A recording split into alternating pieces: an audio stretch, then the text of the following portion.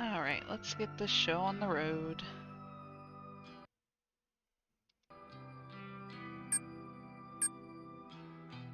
Good evening. I know it's pretty late for me to start tonight, and it probably will be a short stream.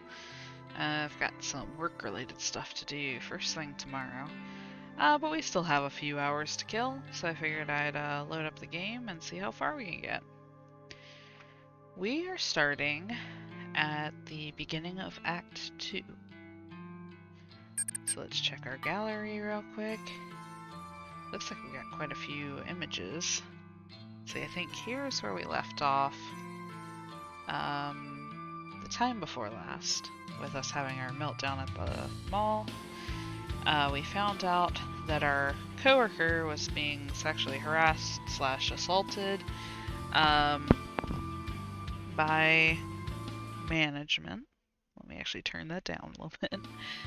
And we helped him get out of that. She ended up actually dying. Her picture was sent in through Corpse Girl's website, and in the process of,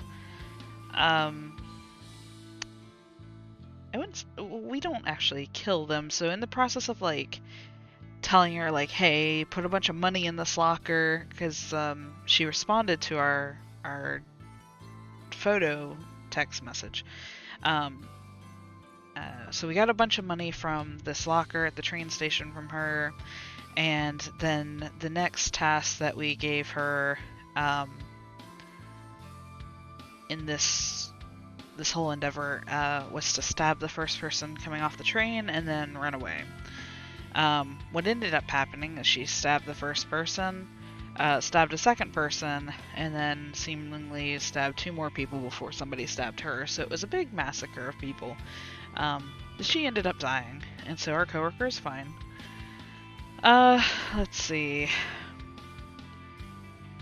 We had a meetup with Kojiro, who informed us that he was actually the person who requested Eiichi Hanada's death. And therefore, because we had told him previously that it had been us, he in turn was able to figure out and deduce that we are indeed Corpse Girl. We do have the bathroom scene. Oh, here's the actual scene of all the bodies. As you can see, she's sitting right here on the chair. The money that we got from her, we used to get a van. We ended up stringing our friend Tomoe, friend and coworker, in on these this endeavor to start collecting bodies from the morgue that we dress up like our victims, and then show our victims to hopefully instigate them to kill themselves. This was our main character, the first time she got to experience looking at a corpse inside a body bag. Here is our character's sister, actually. So she actually came up on our website. We were tasked with killing her, but it turns out that there's actually a copycat Corpse Girl, seemingly. And we actually arrived to the scene like this, and on her phone was the picture that we sent her of her own dead body. And about 10 minutes before our picture was sent, someone else had sent one as well. And finally, a lot went on, and I might not be covering all of it, unfortunately. It was about a 4-hour stream. You can find it on YouTube or even here on Twitch if it's still available. After everything else took place, we met up with our friend Aoi, who our character has a long-standing crush on. It turns out that Aoi has a boyfriend now, and it's seemingly led to our MC kind of losing it. So here's a picture of her in a body bag in the back of the van, pretending that she's a corpse. And she's kind of gone off the wall at the moment. So Kojiro and Tomoe are trying to take care of her, make sure that she's coming back down to earth. But this is where it left off before going into Act 2, which, from the look of things, just on the very first screen, appears to be through the perspective of Kojiro. So hopefully I was able to cover at least the majority of stuff. That all said, our screen has changed. I do believe Tomoe was here last time, but now we have the addition of Aoi, which is kind of interesting, because at this point in time, Aoi is not a part of our group as far as we know. So, I'm definitely interested to see what we've got coming in Act 2. And, with all that said, I guess it's time to get started.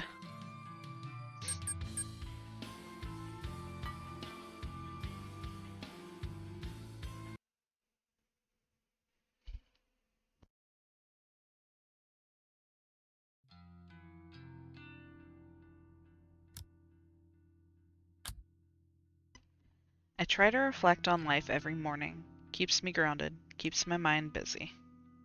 Okay, I just want to make sure that was the first line. A busy mind is a happy mind. I like to assess myself, like I'm judging my own life. Kojiro, 34. There you go. Not much more to me than my name. Done a lot of things. A lot of things I regret. A lot of things I don't. Here, let me turn the volume back up now that we are starting. And hopefully, I noticed yesterday it was a little bit harder to hear the voices in stream. So hopefully setting it up a little bit louder will keep the music from being too loud to hear me. And actually, before we get started, maybe I should fix that.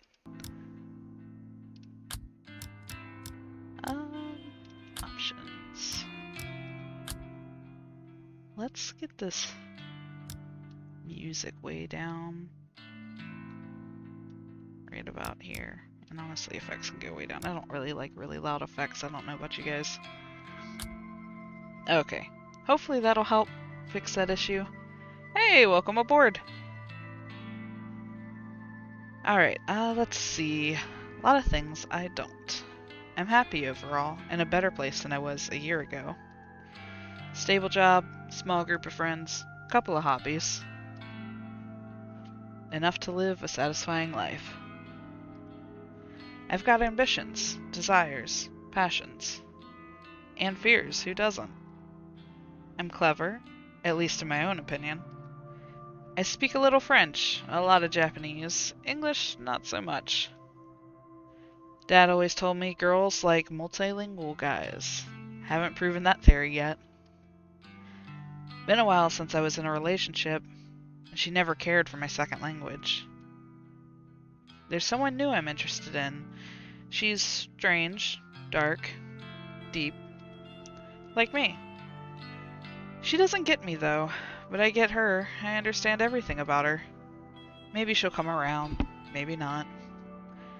That's probably enough self-reflection for the day. I get caught up sometimes, easy to slip too far inside my head. Got things to do today, deliveries to make. The boss is cracking the whip. I've already eaten breakfast. That's one thing off my to-do list. Might need a coffee though. Should have time to stop by the cafe. I meant to get a coffee before stream. I'm gonna regret this now. I grabbed my keys, phone, wallet, and a book for the train ride. Later. Habit of mine to say goodbye to empty rooms. Used to be funny in my school days. Not so funny anymore, but it stuck with me. I find it hard to break habits.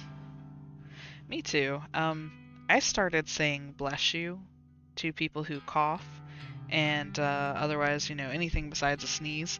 And it was something I picked up in high school and has stuck with me, and I am now in my 30s. It's funny how those things kind of just never go away. I leave the apartment behind. It occurs to me that it might be the last time. Probably not, but a possibility.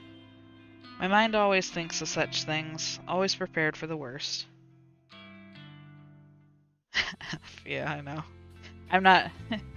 So, it occurred to me that that might sound like it's a religious thing, but I'm actually not religious at all. I just thought it was funny, and it just stuck. benefit of living near the train station is not having to walk far, but the noise pierces my apartment. I've learned to sleep through it. The platform is quiet today. Must have beaten the rush. I don't know why I was trying to read it as beaten the bush. Going straight to the factory today. That blonde girl will drive from there. Tomoe? Tomoe. Always on the tip of my tongue. I like the factory. Spent a lot of time there with Dad. He worked hard, but he always had time for me. But the factory is different now. Colder. Reminds me too much of the morgue. Not surprising, though. Not since Noriko made it her home. She calls it the corpse factory. Hey, there's her plug-in. I still haven't figured out why some of these words are highlighted. I'm not sure if it's just to show emphasis or what, but as you go through, I think girl is almost always highlighted, and so is name, and so are a few other words. Not a fan of the name. I like morbid things, but the factory meant a lot to me. Now it means nothing. It's just a place I go. I still see Dad there sometimes. I picture him working away. I know he's not really there, just my mind remembering better times. I miss him a lot. Hope he's proud of me. Can you help me load up? Yeah. The blonde girl is standing by the flatbed trolley. It's piled high with 4 cadavers. Each one is sealed in an HRP. I take the trolley and steer it towards our van. The back door is already open. A quick peek inside reveals Noriko is not hiding within. Okay. I hoist the first cadaver off the trolley and load it in the van. The second one follows, then the third. I wipe a trickle of sweat from my brow. Hot today. Should take off my coat. Maybe later. One more cadaver on the trolley. Into the van it goes. You're pretty quick at this. Yeah. I gotta ask, why are you still helping her? Loyalty? Yeah, right. She means a lot to me. Even if I don't mean much to her. I don't think anyone means much to her anymore. Might be right. I look straight at the girl. Not the type I'd normally associate with. Girls like her usually think I'm a freak. Or not normal. Either or. But we've gotten to know each other a little. Wouldn't call her a friend yet. Why do you still hang around? Dunno. All this shit freaked me out from the start, but it's weird. Feels like we're achieving something, you know? Yeah. Even if it ain't right. Just feels like I got a purpose now. Purpose. She's a really interesting one because her boyfriend's dad is actually a detective. And I have to wonder if they were to ever get caught, doesn't that risk her, losing her boyfriend? That'll be, I can't count how many people have died because of us. kind of an interesting thing later on. I can't imagine they're going to continue getting away with this. The last month has been wild. But I don't even lose sleep over it anymore. Neither. Never did. Figures. I'm probably gonna go to hell.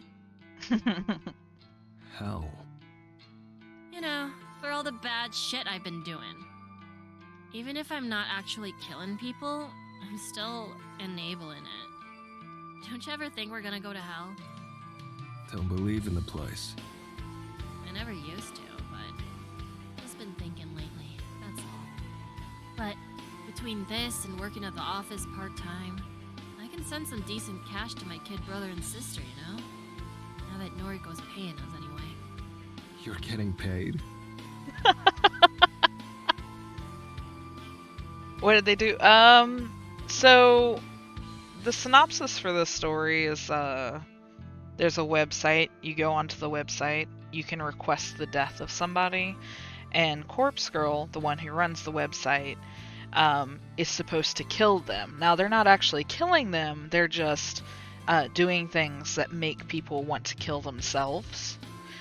Such as she's doctoring photos of them to make it look like a photo from the future where it shows that they've died, and now they are actually doctoring or putting makeup on cadavers and essentially placing them at their doorstep to make them look like them in the body bag.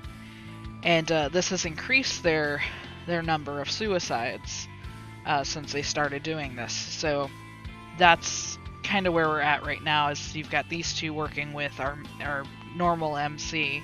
Now that we're in part 2, we're actually in the eyes of Kojiro at the moment. But Noriko was the one we started playing this game as, which we haven't seen yet. Oh shit, you're not? Joking. I'm getting paid. Phew. That would have been awkward. You're getting paid? I love that. The girl yawns and shuffles on the spot. She looks back to the factory. The roller door at the loading dock is wide open. Bring the trolley? Okay. She walks away. I grab the trolley and wheel it back to the loading dock. I abandon the trolley and step inside the factory. You here? The outline of a sleeping body in the corner begins to stir. I make my way to the futon lying on the cold concrete floor. It's a worn-out thing, frayed fabric, torn edges. Lying on top of it, covered by a thin blanket, is the girl of my dreams. Huh? What time is it? And this would be our usual MC. Time to get up. Come on. Got work to do. Aww. Who, at the end of Act 1, by the way, was going crazy. How many deliveries today? She must have pulled herself together at least a That's little bit. the other girl. I'm just the muscle. I reach my hand out to her, same way I do every morning. Since she never takes it. Instead, she slowly climbs to her feet without assistance. She's still wearing yesterday's clothes, yesterday's makeup, yesterday's sweat. She's gorgeous. When are you going back home? This is my home now. You need a shower. I'll pretend I didn't hear that. My place smells terrible, like rotting flesh. I have to wonder why that is. She keeps mentioning that her apartment is very clean, and yet, for some reason, it smells like mold. Yeah, he is. He's a little crazy himself. He's actually a mortician. He struck this deal with her to get these bodies, because they are supposed to split them 50-50. She's using them for her intentions, but we actually don't know why he wants half of the bodies yet. I can't get the odor out. It's been getting worse since I first moved in there. This place smells too. Look at what's around you. I gesture towards the rack of cadavers that fill the factory. We acquired some warehouse racking some time ago. It didn't take us long to fill most of the shelves with cadavers. The industrial air conditioner we installed staves off the decay for a little while, but not long enough. We try not to let each cadaver remain here for more than a few days, but sometimes we forget. And it's so cold here, all the time. It's not like Dad's factory at all. The stench could make anyone's eyes water. We just seem to be getting used to it. I like it here. The smell here is different. She's going crazy. Nice. Okay. You probably have requests to work on. I'll leave you be. Noriko doesn't say anything. A thoughtful expression covers her face. I make my way towards the trolley. We've been overwhelmed with work lately. Seems like Corpse Girl's website has become the next big trend in Japan. Dozens of requests pour in every day. A lot of people are wanted dead. I don't care about the reasons why. I just do the work. It's all for Noriko.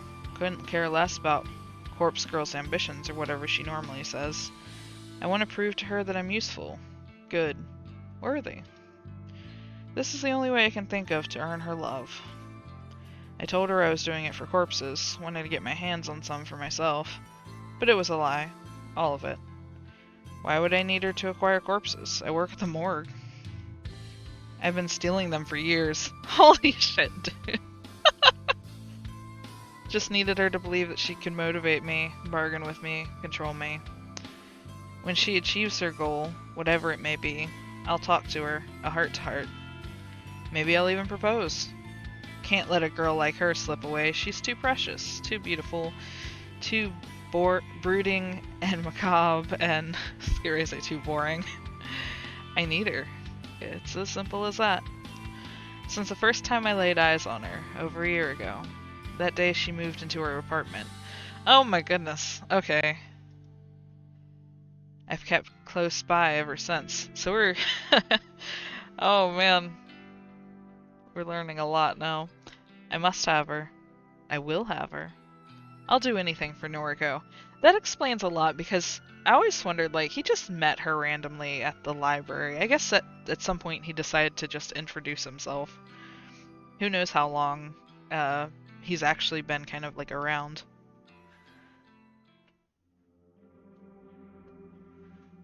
Physical labor always makes me hungry. A normal human trait, I would assume. I take a seat at the restaurant and place an order once the waitress arrives. Waiting for a meal is boring. I decide to read. Today's book is False Photography. I know I didn't pronounce that right. I borrowed it from Noriko. She doesn't know. When I flip open the cover, I'm reminded of why I started coming here. I once saw Noriko at this very same restaurant. She was eating amu rice and reading Strange Flower. She didn't eat much, 3 mouthfuls if I recall correctly. But she read her book until the restaurant closed. I learned then that she's a girl that would rather feed her mind than her body. I'm personally the opposite. I love to eat. But I find Noriko's traits endearing. It's hard not to fall for someone in love with educating herself. It also touched my heart that she chose to read the book I lent her. Come to think of it, I never did get that back from her. It's probably overdue at the library now. Maybe I shouldn't show my face there again. Add it to the list of places I can't visit anymore. My meal arrives. Amu rice. I dig in. It's tasty. I assume this is Noriko's favorite. Funnily enough, it was Dad's favorite too. I devour the dish in a few minutes. I like to lick the plate clean. Always earns a funny look from the staff. The heat from the meal has fogged up my glasses. I take them off and wipe them clean on my shirt. I know you? Thanks to my natural blurry vision, I can't see who sits down across from me. I quickly return my glasses to their rightful place. Go Jimbo, right? I see. We met this guy at the end of Act 1. Noriko was introduced to him as her best friend's boyfriend.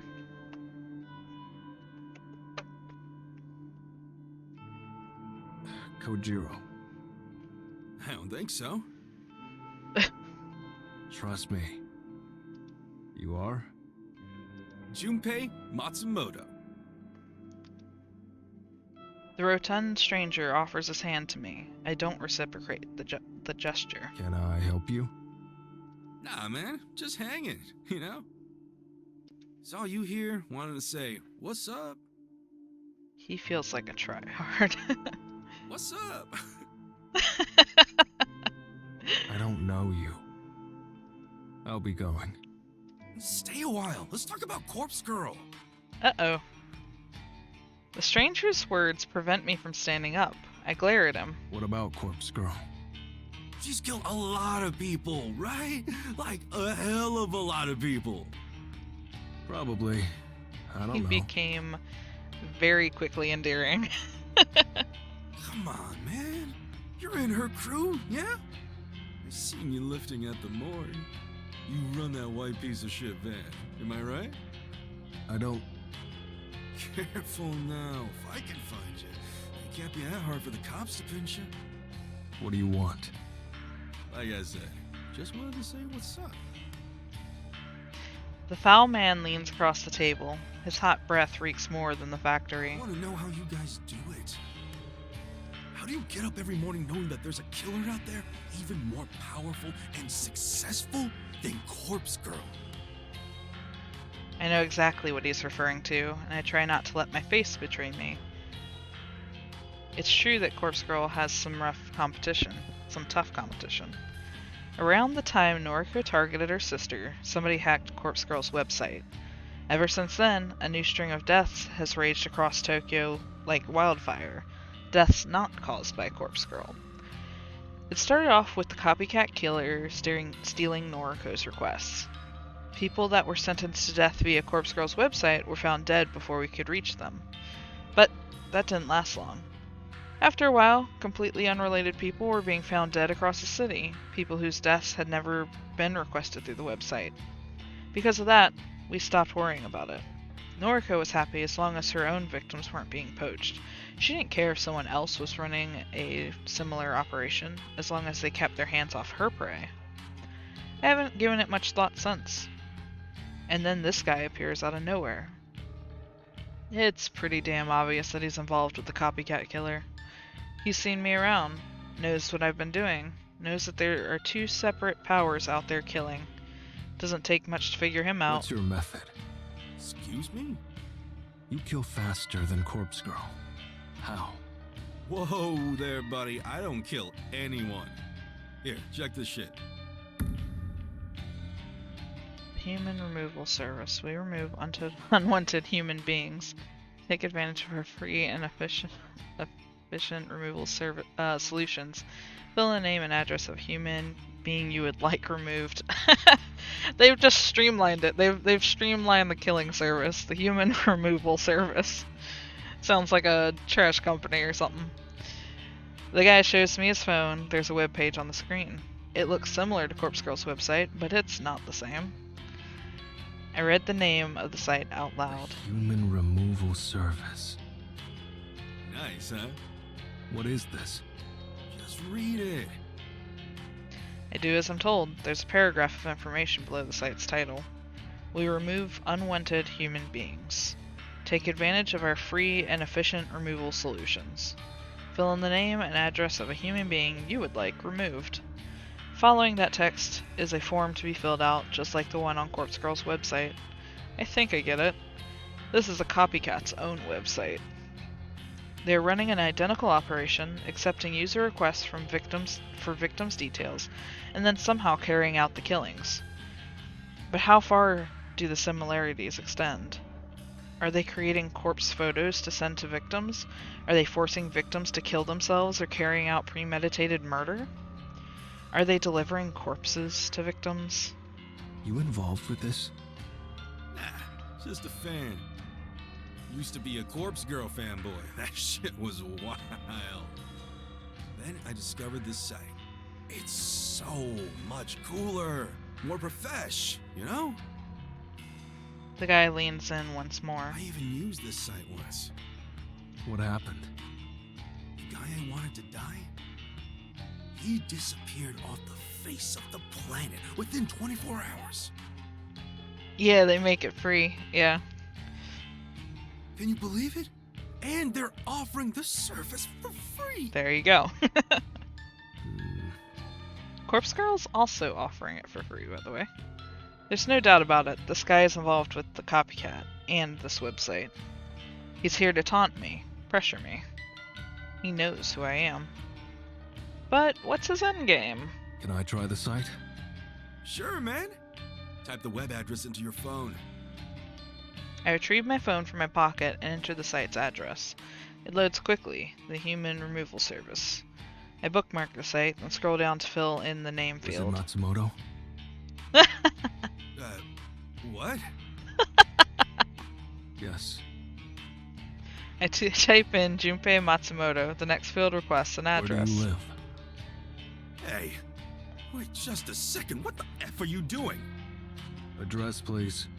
You're a psycho. Don't put in my details. You're a psycho.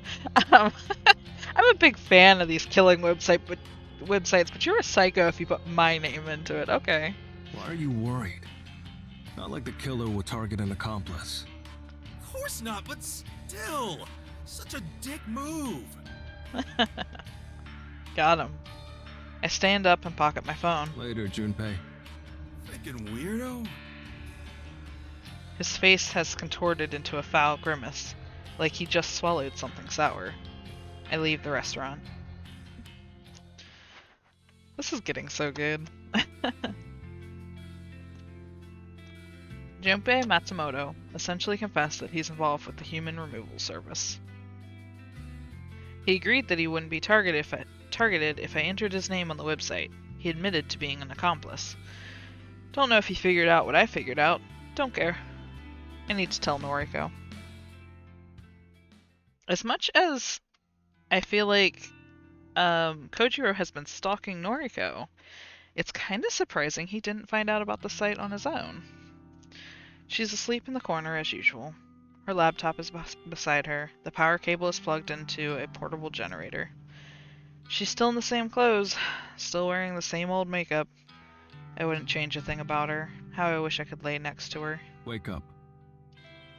She stirs. I extend my hand. Kojiro? It's still early. Need to talk. It's important. She rubs her eyes and yawns. What is it? Look. I hold out my phone and show her the copycat's website. Her eyes widen as she slowly reads the text. Her jaw drops ever so slightly, and she looks at me in shock. How did you find this? I've been searching for weeks. I've tried so hard to find how the copycat is choosing victims. But there's absolutely nothing about this anywhere. Met a guy yesterday. Someone involved with the site. You're kidding. Serious. Junpei Matsumoto. Big guy. Rude. Unlikable. Knew who I was. Knew about the morgue. Shit. He knows? Don't know how. We need to kill him. How? If he knows our methods, he won't just kill himself when he gets delivered a corpse. He'll just laugh it off. No, I know that. We really kill him. Noriko is silent. It's the unthinkable. Something we've never done before. I don't know if I can. I can do it. I don't want to kill the guy. I need to kill him. It's for our own safety. With him alive, our secrets are compromised. He knows me. He may very well know Noriko. Junpei Matsumoto? Why does that name sound so familiar? Check his profile. Noriko doesn't waste any time in bringing up his noise profile. Oh, shit! I peer over at her phone. Sure enough, the profile picture matches what he looked like. Hard to forget a guy like that. This is Aoi's boyfriend. Aoi, your friend. Aoi, the girl that Noriko never stops talking about. The cute and shy one. The one I followed more than a few times out of curiosity. Wanted to see what constitutes a friend of Noriko's. Needed some tips. Is she dating Junpei? Strange match. Is this for real? I met Junpei some time ago. Maybe last month? I see. Are they still together? As far as I know, I haven't spoken to Aoi in a while. Wait, I wonder... What? Never mind. I need to think some things over. Okay. Kojiro, you remember the photo of my sister's corpse, right? Not the one that I crafted. The other one I found on her phone. Sure. You remember the instructions written on it? Stab Shuji at the party, right? Spot on. The copycat must send instructions written on corpse photos. I have a feeling the instructions always relate to killing other people. Other people whose deaths have been requested. I get it. Kill two birds with one stone. Send one corpse photo to a victim and have them kill another victim. It's efficient. That's how they've racked up so many deaths so quickly. Yeah. She better still be alive. Noriko is gonna go apeshit if anything happens to that girl. Exactly. We can only rely on news reports for the numbers, but... it's pretty clear that the copycat has claimed a few hundred lives in the past month at least. And we're up to 164. Yes. Wow. That's a lot. 164 deaths caused by Corpse Girl, but we've delivered twice as many corpses as that. Our success rate is about 50%, and it has been dropping rapidly. It would seem that Corpse Girl's rising popularity is having a detrimental effect on our success rate. As public knowledge of Corpse Girl increases, the fear of receiving a corpse decreases. People are starting to figure out how the method works. If they don't cave in to fear, then they don't kill themselves. It's that simple. In most cases in which the victim has survived, they simply brush off the attempt on their life. They call the police, have the corpse removed. They go on with life. We haven't been doing so well lately. But the deaths across Tokyo, the ones unrelated to us, are expanding at an exponential rate.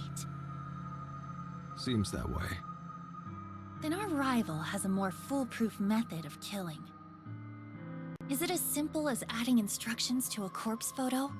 Threatening someone with death unless they carry out the instructions?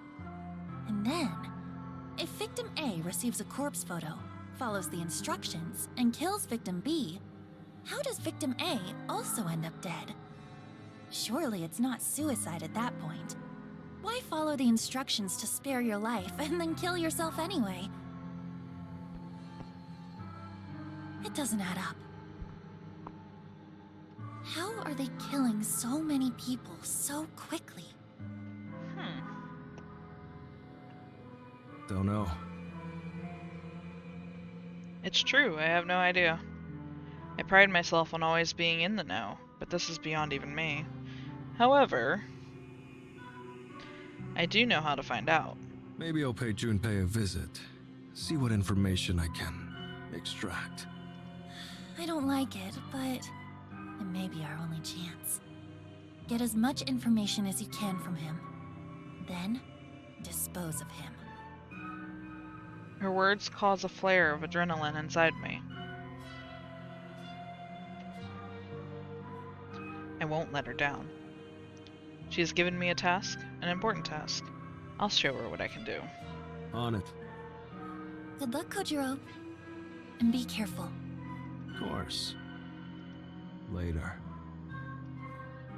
I'm thankful that Noriko looks away just before a smirk splits my face in half.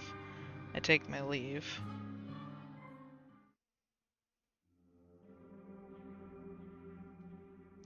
Quite a bit of time has passed since he went inside the maid cafe. Can't imagine eating a meal takes this long. Unless there's something shady going on, he should have come out by now. My knees are beginning to hurt from crouching. I could stand up, but then I'd be more visible. Crouching at the corner of this alley suits me just fine. My knees should hold. I have a perfect view of the entrance. I've taken note of every single person entering and exiting. But he hasn't come back out yet.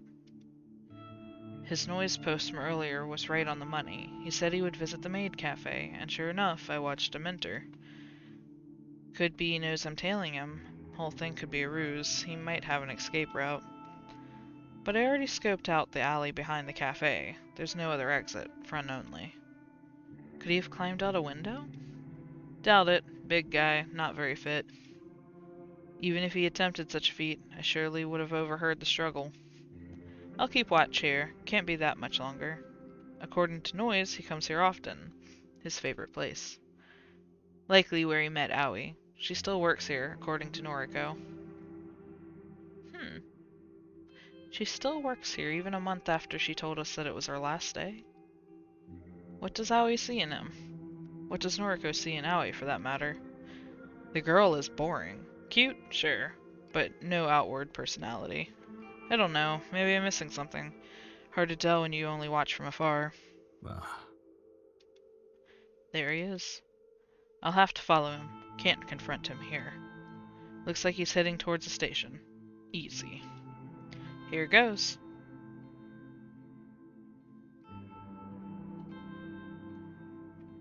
Can't believe this guy traveled to the very end of the train line. Took nearly an hour to get here.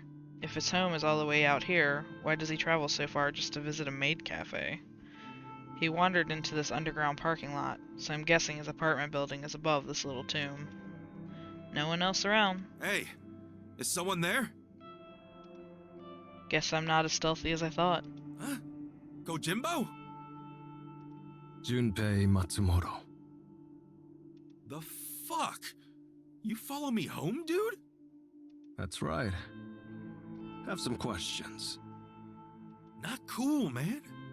Could've just DM'd me. No. I stride up to him and press my chest against his rotund belly. Standing this close, it's easy to see that he's actually younger than I thought. I'm nearly a full head higher than him. Despite his bulky build, I don't think I'd have any trouble crushing him in a fistfight. Back off, dude. I'm warning you. I don't think I'll do that. Question 1. Hey, I ain't playing your games. Who runs the human removal service? I ain't telling you that.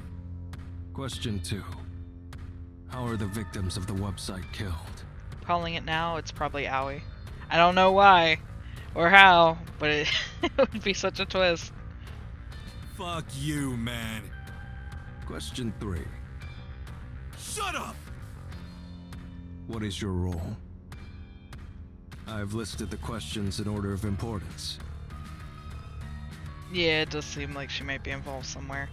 We know from previous times in the game that she's also not quite all together. She's followed people home herself. You know, she's the type of person who has to check, like, if the stove's on 10 or 20 times before she actually leaves the house. So she's definitely got... Everybody's got a little something wrong with them in this game. Please answer. Junpei pulls his head back and spits in my face. Oh man, he'd have been dead right there. The disgusting glob of saliva dribbles down my cheek. I snap 2 of his fingers. Oh. Holy fuck! The knuckles within his blubbery digits break inside my fist as I bend them in the wrong direction. I savor the sensation of shattered bone grind against shattered bone as his knuckles splinter and pierce his skin. Question 1. Who runs the human removal service? Junpei wrenches his hand away from mine. He clenches his other fist. He looks prepared to launch it at my face. The punch connects perfectly against my jaw. I cock my head a little, riding the momentum of the impact. A tooth comes loose in my mouth. I think it's a bottom canine. I swallow it. Oh man. Turning my head back, I lock eyes with Junpei. Question 2. How are the victims of the website killed? Shit! You want another fist in the face? My freaking fingers! Question 3. What is your role? Junpei tries to lash out with a kick to my shins. He's slow. He's just not cut out for a fight. I step aside and his leg flails limply. Completely off balance, he falls and lands on his rear. I move towards him and stand over his recumbent body. I've listed the questions in order of importance. Please answer. Help me! Someone help me! This psycho is trying to kill me! I can't help but sigh loudly. I run my tongue along my gums, feeling the gap created by my missing tooth. Definitely a canine that I swallowed. Bit of an inconvenience. Have to get a false tooth now. Wonder if Noriko will think less of me. Question 1. Fuck you! He madly tries to kick at my ankles. His feet slap against mine with no force or pressure. Who runs the human removal service? The guttural, beastly growl that spews from his mouth is the desperation of a cornered dog. I don't much believe in kicking someone when they're down, figuratively, nor literally. I kick him in the ribs and his howl of anguish repeats itself. Sometimes you gotta do things you don't believe in. I kick him again, and again, and again. 1 or 3 of his ribs shatter against the toe of my shoe. It's a crunching sensation, like kicking the ribs of a cadaver. I suppose a comparison really isn't really necessary. Stop! Please! I'm surprised kicking him with all the cushion he has there really had any effect. The slow, desperate plea is completely different from the urgent howls of frustration just moments ago. Beaten and wounded, the dog is panting heavily, his tongue lolling against the asphalt. Question 2. How are the victims of the website killed? A moment's silence prompts me to prepare my foot for another flurry of kicks, but a meek answer I didn't foresee causes my body to stiffen.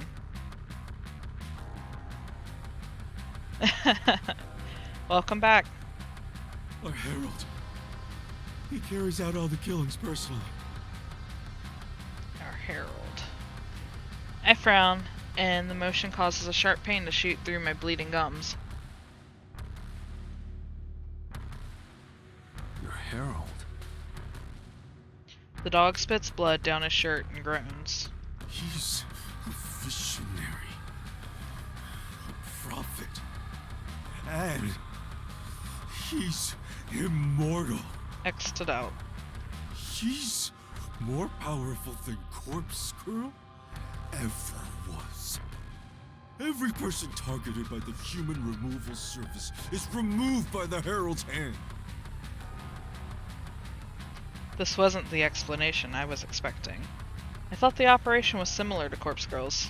Send a corpse photo to the victim, urge them to kill themselves, or give them instructions to kill someone else. Yeah, it is. That was what Noriko and I discussed. That was the conclusion we reached. I don't like being proven incorrect.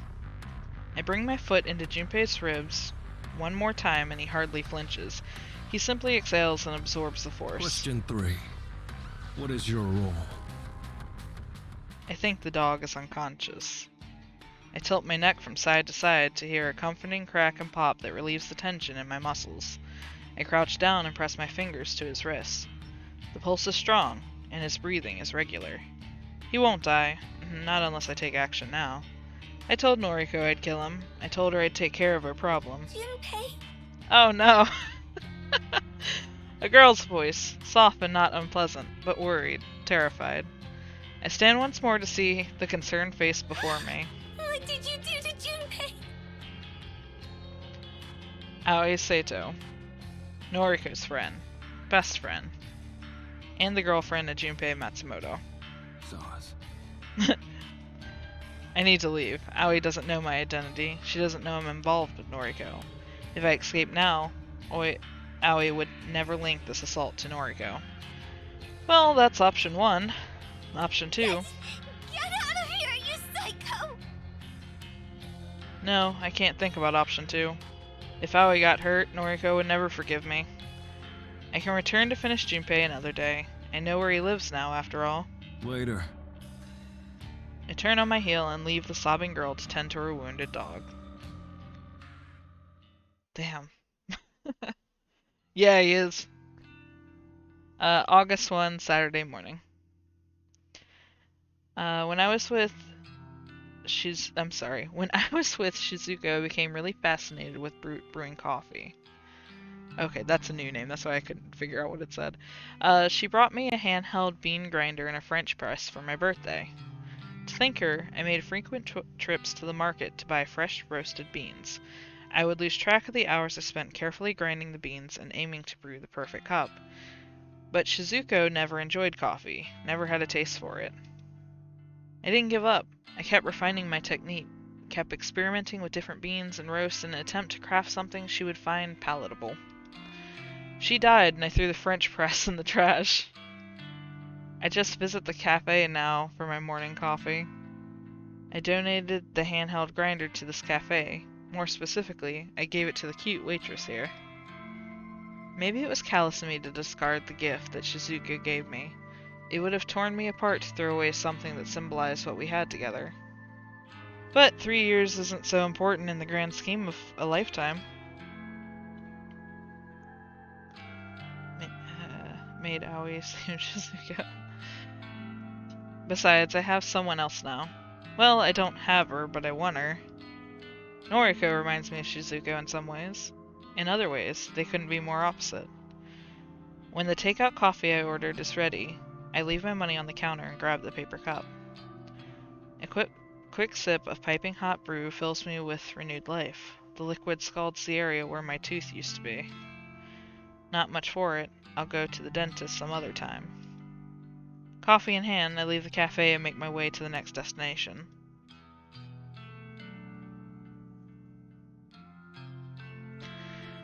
public libraries don't get the credit they deserve in this age. They're quiet, calm, soothing. That doesn't always do it for me, but it's nice to escape the bustle of the city. Plus, they always carry works by my favorite authors, but the librarians don't pay me any mind. I think they're at a loss to recommend books that fit my taste. How does the corpse business make money? So in the one case of, when she got the photo of her higher-up, she doctored the photo, sent it to the higher-up as a corpse photo, and, that lady responded back saying, well, I'll send this to police. And when people respond back to the photos, our character can start making demands. So we actually demanded her to go to the train station, put money in a locker, and then wait on the top floor for more instructions. And we actually got 500,000 yen from that. So my impression is that when that kind of thing happens, they then request like an obscene amount of money. And they tell the person, if you can't get it, then you die. Yeah.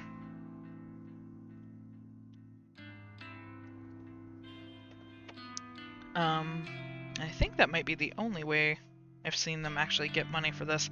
But they haven't seemed to have such a need for money, because you gotta figure, she doctors these photos herself, so that doesn't really cost anything.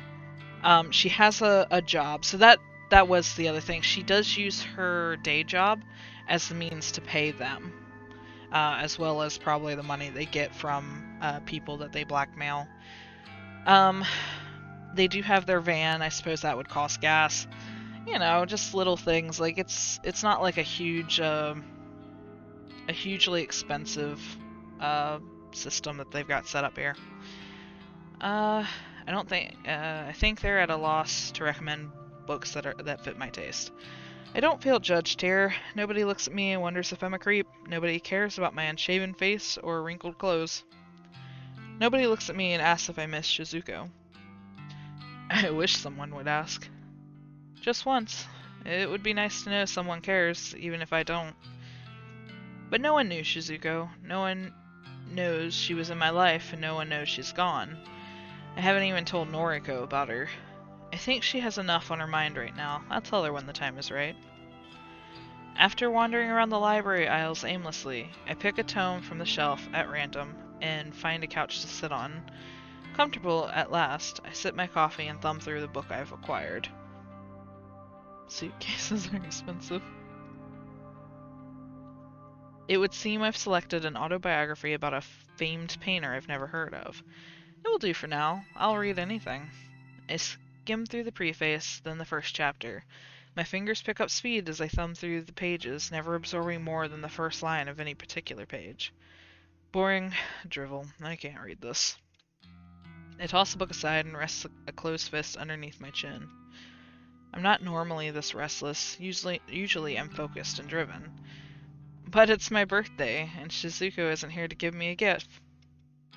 Perhaps I regret throwing away the French press. It was the most thoughtful birthday gift I had ever received. Perhaps I just regret losing Shizuko. I don't know. If this were any other day, I wouldn't waste my time dwelling on the past. I thought I was above giving this day more significance than any other. 35. Fuck, where did the years go? Time really does slip through your fingers. Hell, it's even been more than a year since I met Noriko. Technically, I doubt she remembers our first meeting. I peer around the library and find a smile forming on my face. She probably thinks we met here just a few months ago. I asked her some trivial question, something about Lovecraft or Cthulhu. Then I introduced myself. But the first time we bumped into each other was at my apartment. Well, her apartment.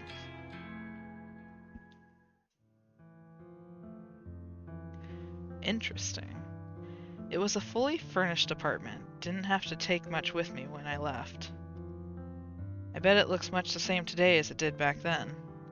I returned to collect a few last things, a couple of blankets in the closet, a broom, a dustpan, a few knuckle bones, the usual stuff. Ah yes, the usual stuff. I wanted to say goodbye one final time. To my surprise, she was there. She was chatting to the landlord casually, inquiring about the terms of the lease. I must have frozen in my tracks when I saw her. I know that I spent a good few minutes simply staring at her. She was beautiful, gorgeous, breathtaking, and she looked like Shizuko. That name is not rolling off my tongue. She looked so much like Shizuko. She shook hands with the landlord. She said her name aloud, Noriko Kurosawa. Her name stuck in my mind. It replays over and over in my head. The landlord accepted her offer for the apartment. Noriko would be moving in, making the place her home, my place. I must have bumped my shoulder into her by accident when I tried to squeeze past. She apologized. I apologized. Zaz was just leaving. Oh no, please. It was my fault. I'm very sorry. Did you live here? Yeah. I see. Thank you for taking care of the place. I'll be moving in soon. I see. Did you like it here? Yes, very much so. It was home. I'm glad. I hope that I feel just as comfortable here. I nodded, but didn't pull my eyes from her face. She walked away after gracing me with a polite bow.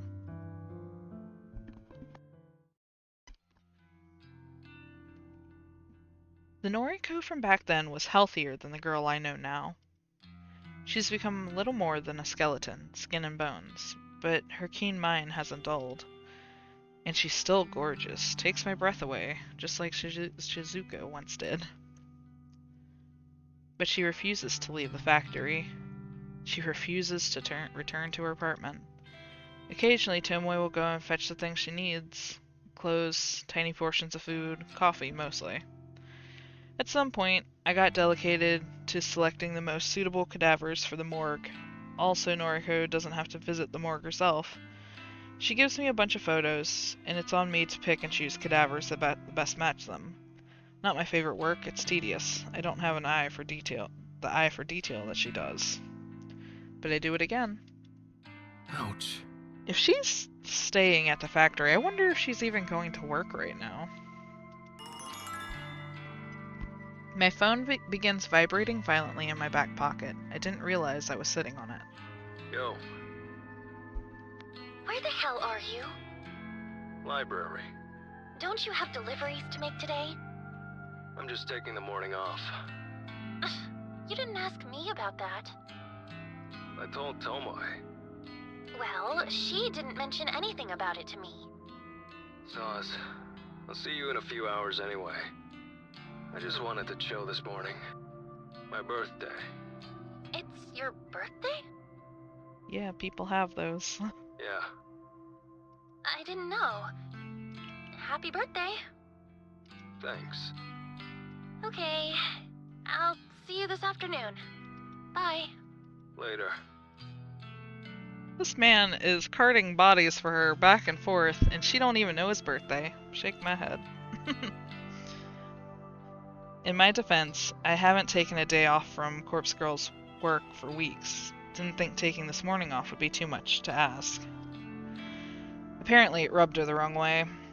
But juggling this work as well as my morgue duties is tiring. Don't get much time for myself. Don't get much time to think. Probably why Shizuko's face doesn't pop into my head as much as it used to. My theory, anyway. I drain the remnants of my coffee cup. After returning the unread book to the shelf, I leave the library.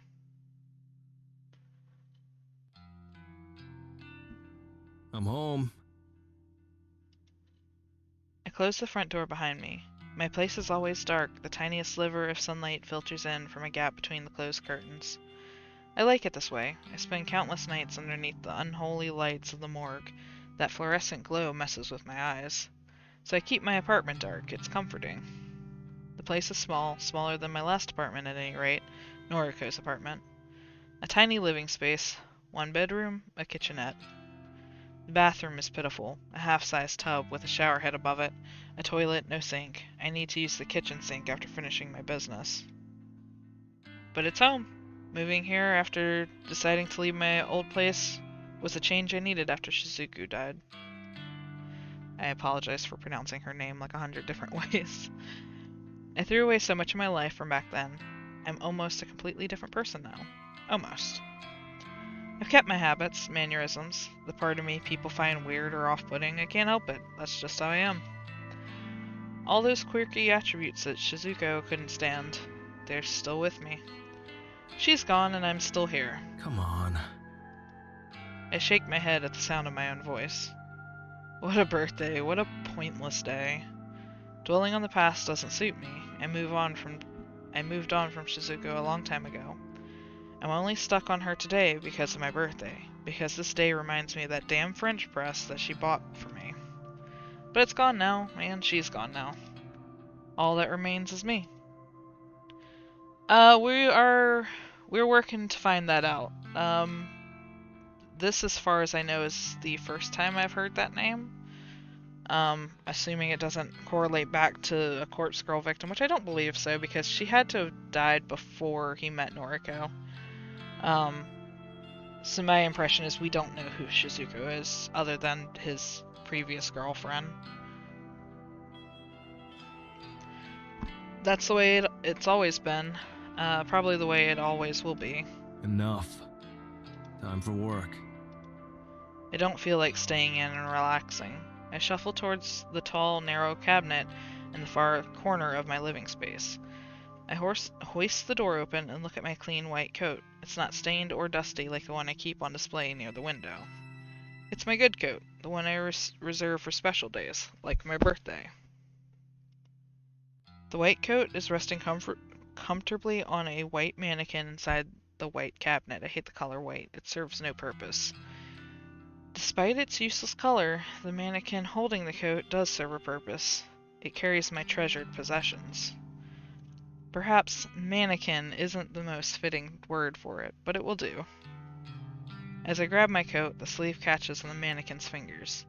I tug at it gently and manage to release the coat from the mannequin's bony limb. Later.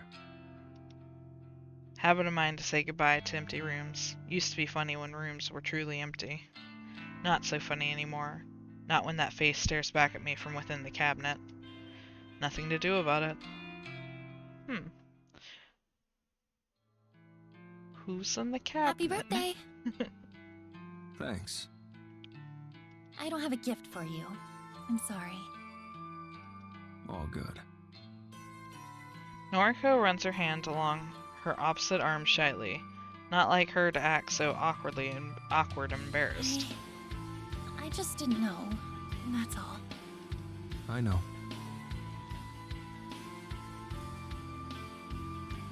That's my initial thought, yeah. I think maybe he's got Shizuko in the cabinet. He does say that he said that the reason he's thinking about her more today is because of his birthday. And the way he talks kind of implies that she's not a face that he sees all the time. So I would think if she was in the cabinet, maybe that wouldn't be the case, but it could be wrong. He has said that he has taken a bunch of bodies from the morgue long before he met Noriko at this point, so it could be anyone. It is very possible it'd be Shizuko. I mean, I don't see why he wouldn't. Out of any person to keep, you would think it would be his ex. But it could be somebody else entirely, we'll have to see. She seems truly disappointed in herself for not knowing about my birthday. I looked at my noise feed, and it even has a notification that today's the day. She dropped the ball. I'm sorry. I don't have a reasonable excuse. It's fine. Really. What's on the agenda today? I want to break away from this discussion. I hate my birthday. I hate Shizuko for leaving me.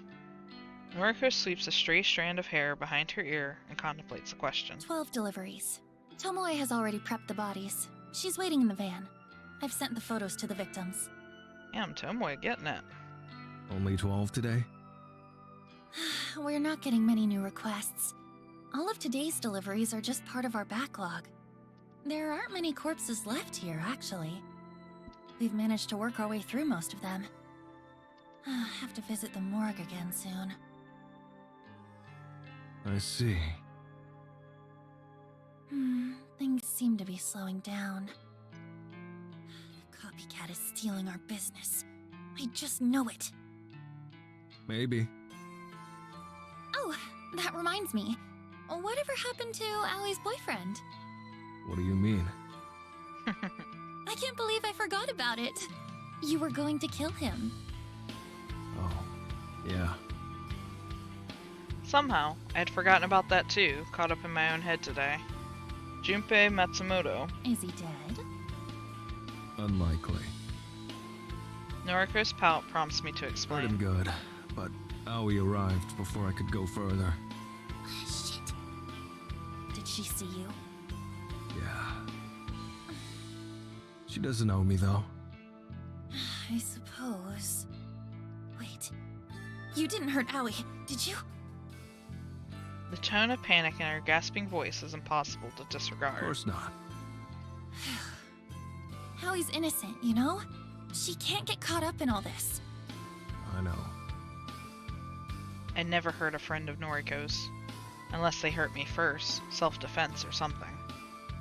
So, what do we do about Junpei? If he's still alive, he knows that you're involved with the morgue and with Corpse Girl. Don't know. And now he knows that you're willing to kill him. Actually, he did say something interesting. What did he say? I quote, "Every person targeted by the Human Removal Service is removed by the Herald's hand." End quote. The Herald? Who the fuck is the Herald? Did you mishear? Was it supposed to be Gerald? Herald.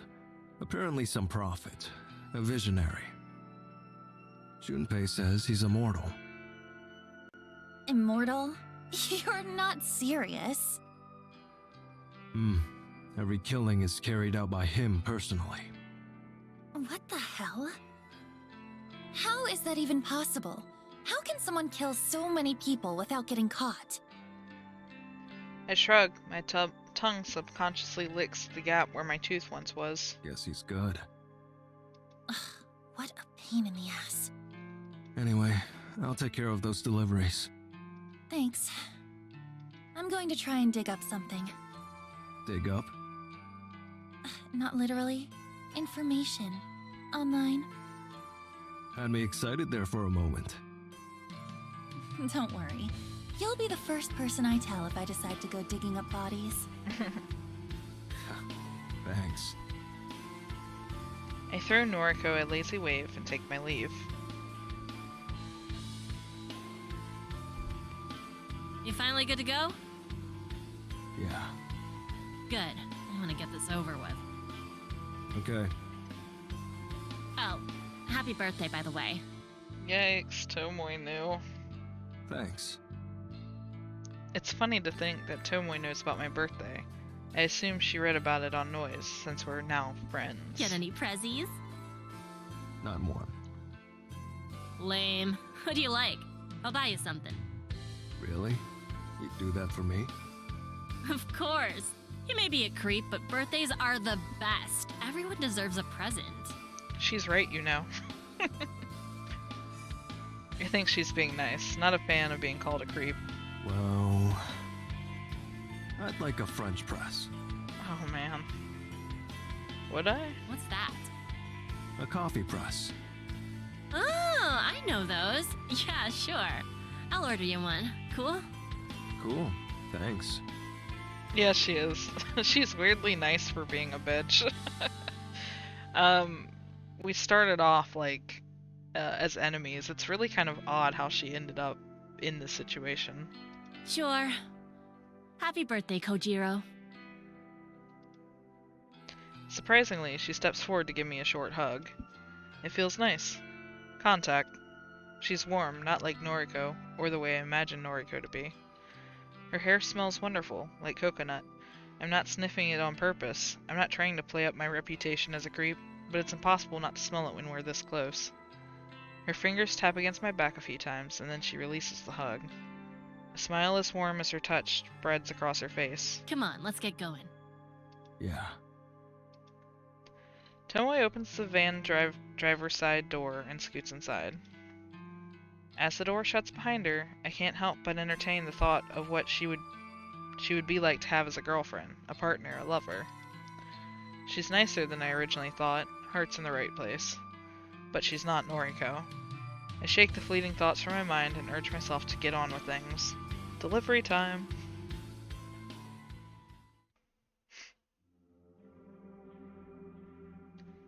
August 2nd, Sunday night. Morgue duties have felt mundane lately. Boring, pointless. Lots of things I'd rather be doing. I had to come in early today thanks to an influx of deceased patients from the hospital. Bodies get passed through the hospital halls and land in my lap unceremoniously. They need tagging, need to be added to inventory, need to be stored. Cadavers are needier than some people. Don't know where I'm going to store this lot. Running out of room in this place, only a handful of cold chambers still available. I can thank the human removal service for that. This isn't the only morgue in the area, but it's one of the biggest. A lot of cadavers end up here. A lot of victims. Weeks ago I used to smile every time one of Corpse Girl's victims entered this hollow place. It was kind of poetic. Noriko cherry-picked corpses from this morgue. Those corpses were delivered to victims. The victims died and they ended up here as fresh cadavers, ready to repeat the cycle. It was beautiful, the circle of death. Now, it's rare for Corpse Girl's victims to arrive. More common that the victims of the human removal service. At least, that's my speculation. When multiple homicide victims arrive on your doorstep every day, it's not hard to piece things together. Lacerations, dismembered limbs, rope marks, bludgeoned skulls, myriad mortal wounds inflicted on the flesh. I always suspected Corpse Girl's copycat was behind the sheer amount of deaths raging across Tokyo. Seeing the fruits of the copycat's labor firsthand has convinced me that we're not dealing with simple suicides. And Junpei Matsumoto's wounds still ring clearly in my ear. Words. Our herald, he carries out all the killings personally. It all adds up. Corpse Girl has truly met her match. So, the copycat is really just somebody who's not afraid to kill people themselves? While the human removal service continues to claim countless lives, Corpse Girl's success is rapidly declining. Much to Noriko's chagrin, Corpse Girl has become so well known that the general public no longer fears her. Like a figure from folklore or a fictional character, everybody knows the name of Corpse Girl, but only the truly gullible believe she can kill people. I call it the Bloody Mary effect. If someone is predisposed to believe in a horrific entity, they will convince themselves that said entity truly exists. When targeted by Corpse Girl, such a person will succumb to suicide in an attempt to escape a potentially more grisly fate. In reality, they simply play right into the trap that Corpse Girl laid for them. Those that treat Corpse Girl as no more than an entertaining piece of folklore, like Bloody Mary, are immune to the fear. Someone like this can receive a photo of their own corpse and shrug it off as no more of a threat than a spam email. It's ironic that the success of Noriko sought for so long is the very thing that has rendered Corpse Girl's methods ineffective. I did wonder if this was going to actually happen, because it did seem like once everybody knows about it, like it's on the news and everything, like people know what to expect. I wouldn't say all of this to Noriko's face. She's well aware of the situation. As for the human removal service, no one seems to know about it. There's no mention of it anywhere on the internet, or anywhere I can access at any rate. Police investigating the string of homicides haven't mentioned it. If the site relies on users to request deaths, I'm at a loss as to how people are learning about it. It truly seems to be some sort of shadow organization, except for the fact that Junpei Matsumoto essentially walked right up to me and revealed himself.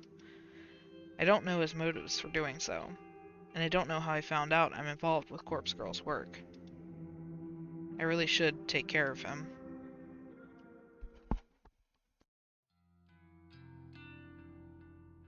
August 3rd, Monday morning. A knock at the door. I rub my eyes and sit up slowly. Must have fallen asleep in my chair again. Still groggy, I get up and look through the front door's peephole. A single lonely package sits on the doormat. Don't know where it came from, haven't ordered anything online lately. I swing the door open and pick up the plain brown parcel. Something rattles inside. Bringing it indoors, I slip my thumb underneath the packaging tape and tear it open. Nestled in a bit of packaged foam is a white box adorned with the image of a French press. A coffee maker. Tomoe. That's right, this is a gift from Tomoe. She really bought me a birthday gift, something that I truly wanted. My friend, Tomoe. After putting the package down, I retrieve my phone and open up Noise. At Koji. Thank you for the birthday present.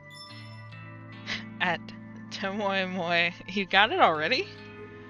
Koji. Just now. It's a good brand too. Sweet. Glad you like it. Maybe I'll brew you a cup one day. Haha. Yes, please. Extra sugar. You got it. Tomoe doesn't send a follow-up message. I take that to mean the conversation has expired. It feels good that she did such a nice thing for me. I almost forgotten what it's like to have someone care. Pity she has a boyfriend. Never stops going on about him. Regardless, it doesn't matter. I shouldn't misconstrue a kind gesture as affection. She was simply bestowing a birthday gift. Something most people would do for a friend. Something Noriko didn't even attempt. I don't know how to break down Noriko's barriers. Been trying for a long time. She just never seems to warm up.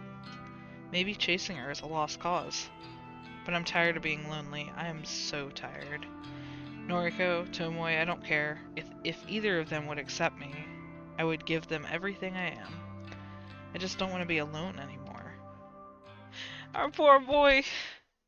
Poor Kojiro. He's just lonely, man. The start of another long night. Alone, like always. The cadavers can hardly be called company. They don't speak, don't laugh at my jokes. Not like living people laugh at my jokes anyway. Beep boop. Yeah? Hey, I think I mentioned this a day or two ago, but our reserves have pretty much dried up. Okay. Reserves. She means her stash of corpses at the factory. She has a way with words. Anyway, 3 new requests came through today. I'm really excited. Maybe things will pick up again. Maybe. I'll send through photos of the Vicks. Can you select some corpses that resemble them? Tomoe will come by with the van. Okay. Thanks. Are you okay? You're pretty quiet. More than usual, anyway. I'm fine. I see.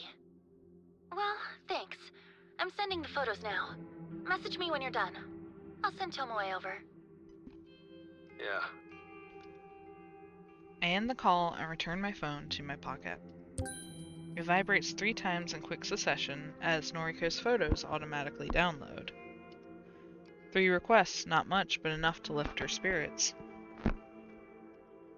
I scan the array of cold chambers lining the walls. This place is packed to the gills. Shouldn't be a problem to find some matches for her. I take a stroll alongside the left row of chambers. All of the bodies within are due for cremation. I can take my pick from here, just like always, business as usual. I fish my phone out once more and examine the new photos. 2 women, 1 man.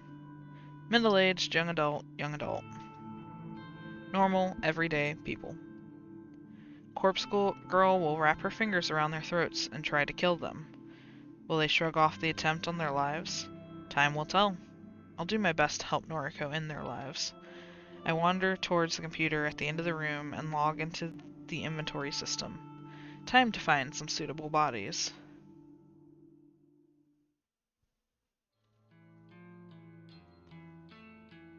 August 4th, Tuesday afternoon.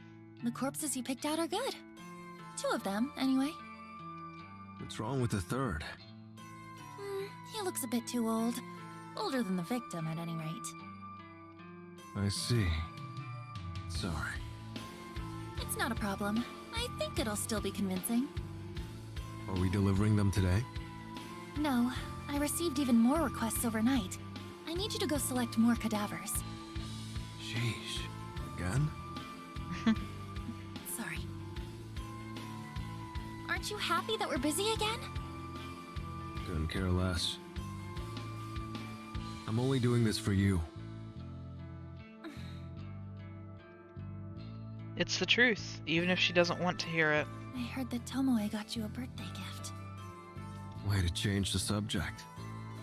I'm sorry. I'm supposed to be your friend, and I was just so caught up within my own head that I couldn't be bothered with your birthday. It's fine. It's not fine. So, if you'll accept a late gift, is there anything you would like? A date. I knew he was gonna say that. That was so obvious. I was really just about to be like, why don't you just go on a date with him? With you. Anything else? Ouch, man. No. You're being awfully forward today. I thought we agreed to just be friends. What's gotten into you? Nothing. Forget it. I have to look away from her to prevent her from seeing the snarl on my face. I'll go pick out some cadavers for you. Later. Okay. Bye. I step away and mutter to myself, Stupid. I'm so stupid. Why am I acting so desperately around her all of a sudden? Yo, Mm. what kind of hello is that? Frick. Saws. In a mood. Always the case with you, ain't it? Seems to be. She gets me. Listen, how about that cup of coffee you promised me? Huh?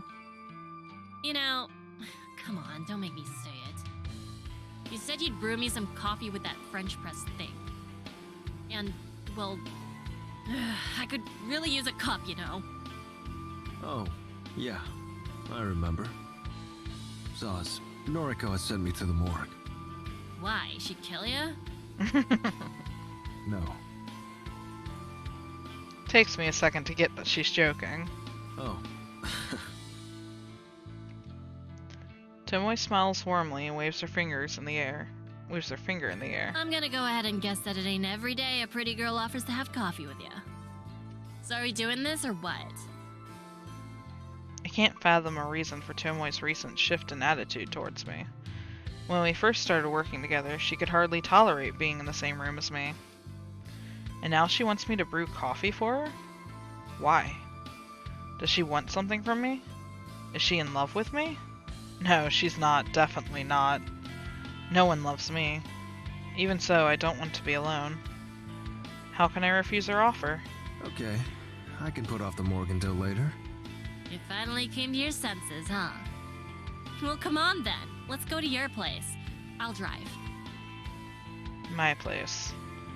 The last time a girl visited my home? It was back when I lived in Noriko's apartment. Back when Shizuko... Clucking my tongue serves to distract me from the painful memories. Let's go.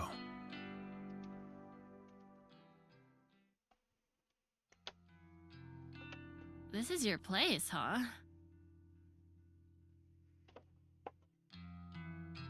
It's freaking dark in here. Saws. You a vampire or something? Of course not. I was just outside in the sun with you. True that. Tomoe looks around the small room and stands uncomfortably by the wall. You don't bring girls back here very often, do you? No. Maybe if you made the place look more appealing, then girls just might want to come back here. You're here. Sure, but I'm complaining, ain't I? True. Why are you here anyway? It's not for coffee, is it? You're a sharp one, ain't ya? Listen, I wanted to talk to you away from, you know, Boyfriend? No! Jeez! Away from Noriko! Oh. See, this whole thing's been going downhill, wouldn't you agree? All this shit with trying to make people off themselves? Sure, I'm used to it by now, but shit started to hit the fan. How so? Well, there's the business with, what was it? The human removal service? Noriko told you about that? Yeah, of course. We're besties, you know? They've been out there killing, and the police want to shift all the blame onto Corpse Girl. After all, Corpse Girl is the only killer that has gone public. Her name and website are written all over the body bags we deliver. People talk and everyone knows about her. So, of course the police are gonna assume she's behind all the murders. Except, she's not. Not really. A handful of them here and there, but even then, they're just suicides. Corpse Girl. Noriko. She ain't out there slashing necks and drowning people and setting houses on fire. She ain't doing any of that shit going down on the news. I know all this. Yeah. I'm just saying...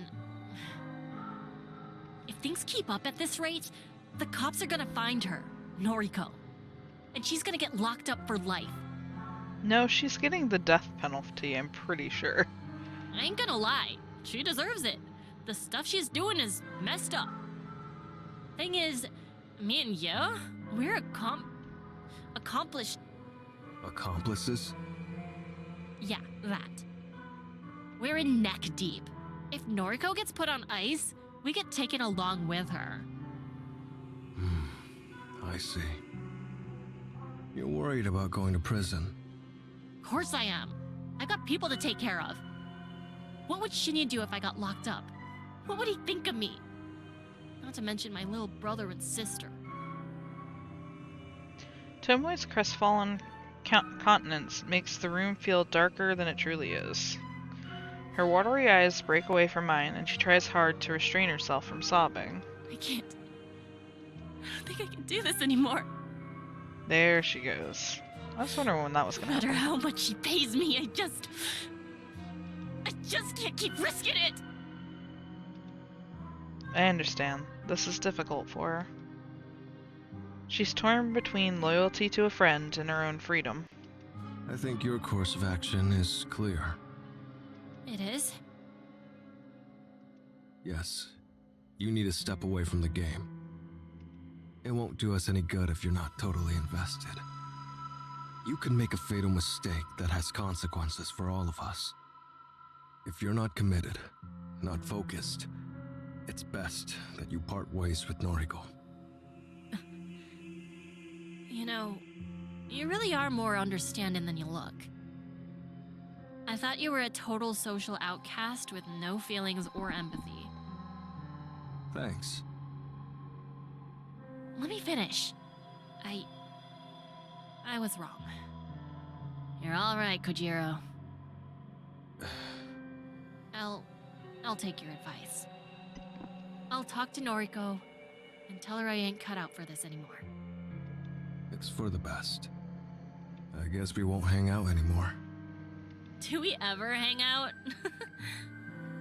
Well, our deliveries, our time at the factory. Dunno. Kind of grew to like it. Kojiro. Oh, shit. I forgot. There's something I still need to do for Noriko. What's that? She asked me to go to her apartment and pick up some clean clothes for her. I owe her that much at least. You wanna come with me? Her apartment? Noriko's apartment. My apartment. Not anymore. I haven't lived there for a while, but it will always feel like mine. I wonder if there are any old memories to find between its walls. Okay, I'll come with you. Do I need to break any windows? No, of course not. Noriko gave me her keys. I see. You sound disappointed. I shrug and let her accusation slide. I didn't expect a flood of mundane recollections to drown my mind as soon as I started climbing the staircase. This place has such a hold over me. My past life, my life with Shizuko. It's so foggy, but so familiar. I don't even feel like the same person I was back then. But of course I'm the same. I'm still me. And the stench ingrained in these walls. Every time I come in here, it smells worse and worse. What is it? Don't know. Mold? Mildew? No, it's more sickening than that. It's something rotten. Yuck. Anyway, her place is up just a few more levels. I know. Oh, you've been here before? Mm. Huh. Tomoe abandons her thoughts in the air and continues to climb the stairs. When we reach the landing below Noriko's floor, a young girl's voice rings out. Hello? Daddy? It doesn't take long to identify the owner of the voice. A girl, no older than 7, is knocking repeatedly on the door of an apartment. She notices our arrival. Who are you? Kojiro. Hello there. My name is Tomoe. What's your name? Momo. Nice to meet you, Momo. Do you live here? Mm-hmm. The door's locked. I can't get inside. I see. Somehow, the girl has locked herself outside of her own apartment. Is your mommy or daddy home? I think Daddy is home, but he won't answer the door. Let me try, okay? The young girl hesitatingly nods, nervousness evident on her features. Tomoe slams her fist against the apartment door, unafraid of holding back Yo, her strength. anyone home up in here? Hello? Anyone there? After a good 30 seconds of pounding on the door, Tomoe puts her hands on her hips. Are you sure your dad is home right now? I think so. He was here right before I went outside to play. Tomoe grimaces and looks me dead in the You eyes. don't think something happened, do you? Don't know. I crouch down and rest my weight on one knee so I come face to face with the girl. What's your dad's name? It's Kenji. Kenji, huh? And what was he doing before you went to play? Momo twiddles her fingers uncomfortably. Her expression turns thoughtful as she tries to remember. He was watching TV. I see. Thank you. I stand back up and turn to Tomoe. She raises an eyebrow as if in disbelief of the polite persona I adopted to talk to the girl. If he's got the TV on, it might be too loud for him to hear us. Anyway, I'm sure he'll open the door soon. We should go up to Noriko's. You're unbelievable. I ain't leaving this girl here. What if something bad happened to her dad? Something happened to Dad?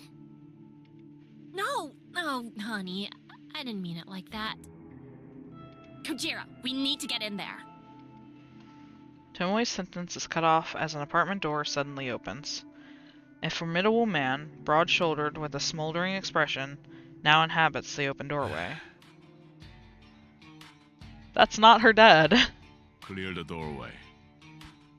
He takes one look at Momo and then turns his neck to bark at someone behind him. Daughter's right here. Bring her with us. Hurry it up. The stern man pushes past me and I stumble as I try to get out of his way. I don't like being pushed around, but the sight of half a dozen uniformed police officers shuffling out of the apartment behind him encourages me not to retaliate. Daddy? Dragged along behind one of the officers is a handcuffed man in disheveled clothes. Momo! Oh, thank God! Sweetie, Daddy has to go to the police station for a little bit. Okay, let's see what happened here. So, our original MC, Noriko, has been using the neighbor's internet as a way to search for the photos of dead bodies to to then Photoshop, as well as was using his internet to be on the Corpse Girl website. So police probably tracked this back to him, and he's now being arrested. I'm sorry, sweetie. I'm so sorry. Before he can squeeze out another word, the police officers yank him away from his daughter. He is accompanied downstairs and disappears from view within moments. Daddy! Come back! Daddy! The final police officer to exit the apartment bends down in front of Momo. He mumbles something to her, then grabs her shoulders in an attempt to steer her towards the staircase. Let go of me! Daddy! What the fuck is going on here? Tomoe takes a step towards the officer, her fingers slowly curling into a fist. Don't. I clutch her fist in my own and force her to lower it. Don't get involved. It's a police matter. I think she understands my vague warning as she stops struggling against me. Momo. The young girl is escorted downstairs and Tomoe stands defeated next to me. What the hell just happened?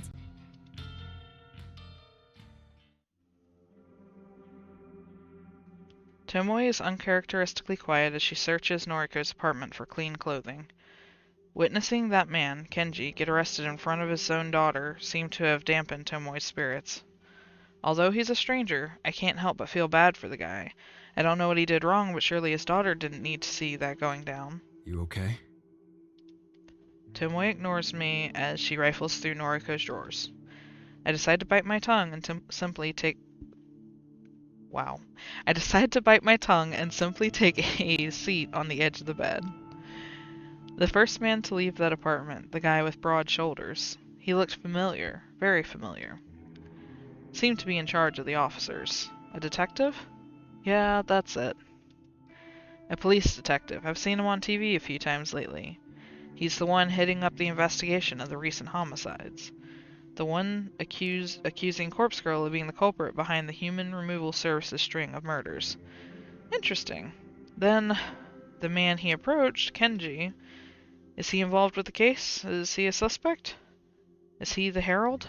A neighbor of Noriko's? Could it truly be? Could Kenji truly be the leader of the Human Removal Service? I try to connect all the dots in my mind. He lives close to Noriko. He might even be on speaking terms with her. He might have access to Noriko's computer, her website. Could he have been the original hacker stealing Corpse Girl's requests, the copycat? It all seems coincidental, but it almost makes sense. It's more likely than not that the copycat is someone who personally knows Noriko, someone who has an inside view of her life. But what's his motive? Look like a normal guy, just a father living with his daughter. What could have inspired him to embark on a killing spree? Actually, for that matter, what inspired Noriko to do the same thing in the first place? Never mind that, it's irrelevant right now. Kenji. Are you the one we've been looking for? Are you allied with Junpei Matsumoto? Are you the prophet, the herald, the one capable of standing toe-to-toe with Corpse Girl? Okay, I'm done. I blink a few times and look at Tomoe. She's standing with a pile of clothes neatly nestled in her arms. Can we get going? Yeah.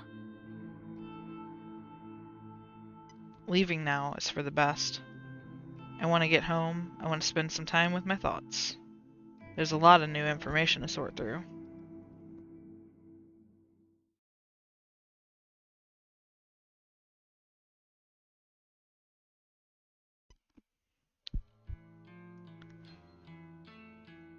August 5th, Wednesday morning.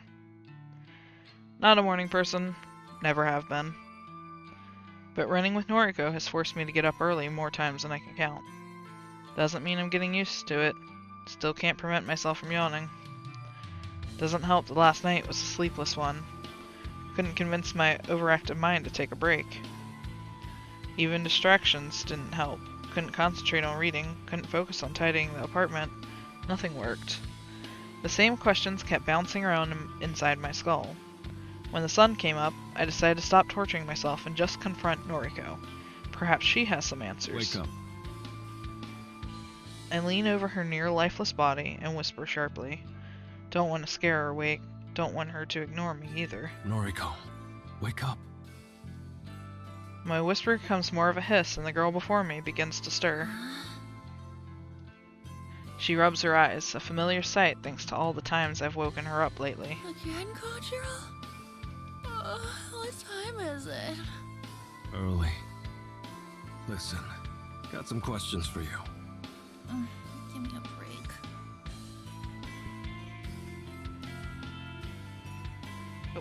She sits up, reaches for her handbag, sorry. After rummaging through its contents for a few seconds, she curses under her breath. No coffee. Here. I toss her a silver can of coffee I picked up from the vending machine on the way over. I know the drill by now, know Noriko well. The can slips through Noriko's slender fingers and comes to rest safely in her lap. Oh. Thanks. She cracks open the tab and takes a long sip, effectively draining half the contents in one swig. This is nice. She thoughtfully examines the front of the can, running her finger along the embossed logo. Glad you like it. Now, questions. Fine. Go. Do you know a guy named Kenji? With a daughter, Momo? Noriko cocks her head to the side as if this was the last question she expects to hear from me. Yeah. I know them. They're my neighbors. Kind of. They live on the floor below me. That's right. You on speaking terms? More or less. Her eyes dart away from mine, and she takes a moment to think. Almost sweet. A nice girl. Kenji... We used to talk, but then... Well, I think he's lost respect for me. Let's leave it at that. I see. This is weird. How do you know those two? Suppose it can't hurt to tell her. Tomoe probably will if I don't. Went to your apartment yesterday with Tomoe. You did? Had to collect clothes for you. Going upstairs, we saw Kenji get arrested by the police. Lots of cops. And the detective from TV. Detective? Wait, Kenji got arrested? Why?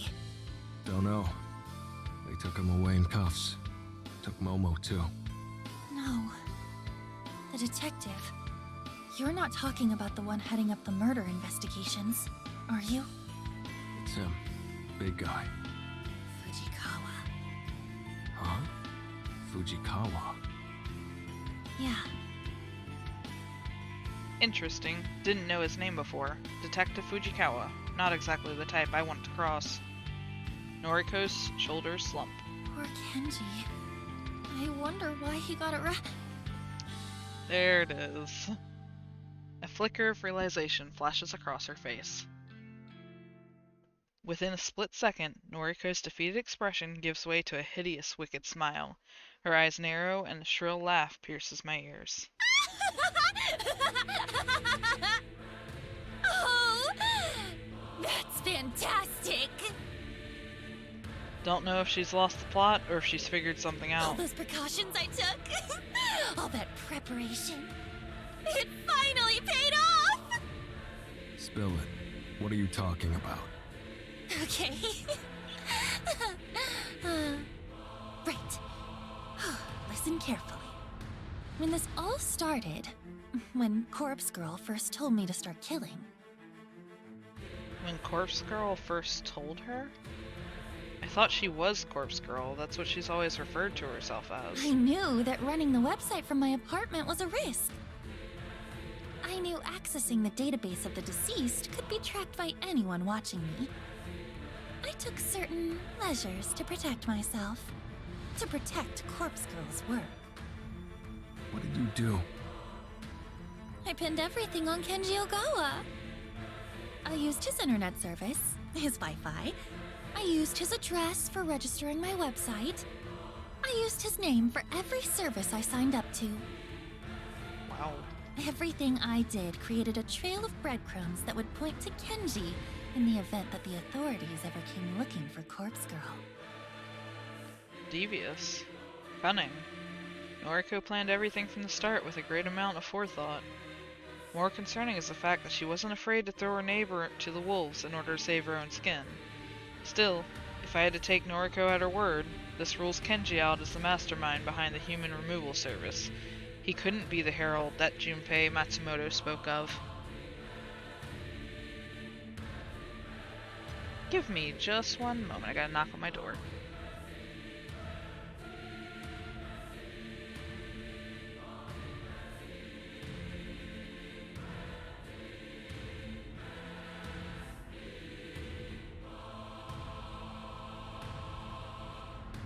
Alright. Yeah, I think I got my new phone case. She just couldn't use the VPN. Yeah, I don't know. I guess this just makes the story more interesting. I think she did use a VPN, actually. I could be wrong about that.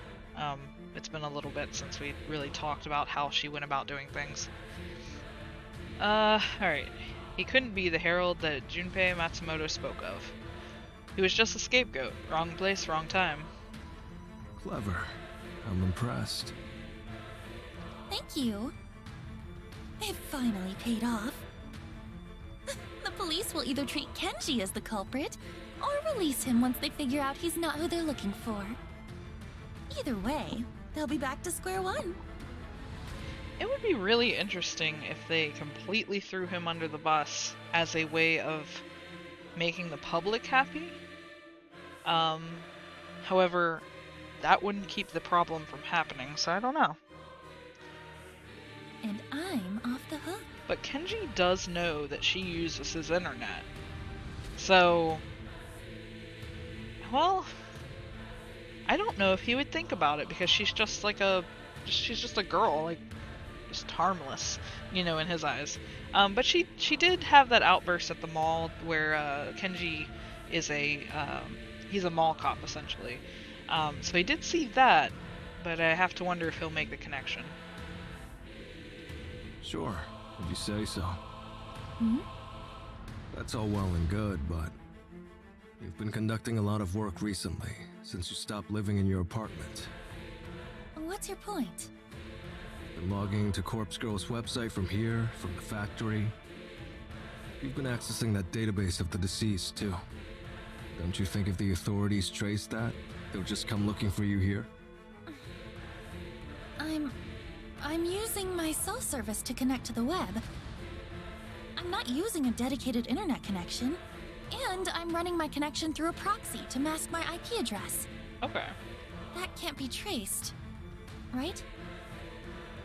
I shake my head. I'm pretty sure it can be tracked. Not my area of expertise, though. No. But I'd be cautious if I were you. The cops will figure out Kenji's not guilty soon enough. Just you wait. Normal guy like that, he won't be able to give them any of the information they're looking for.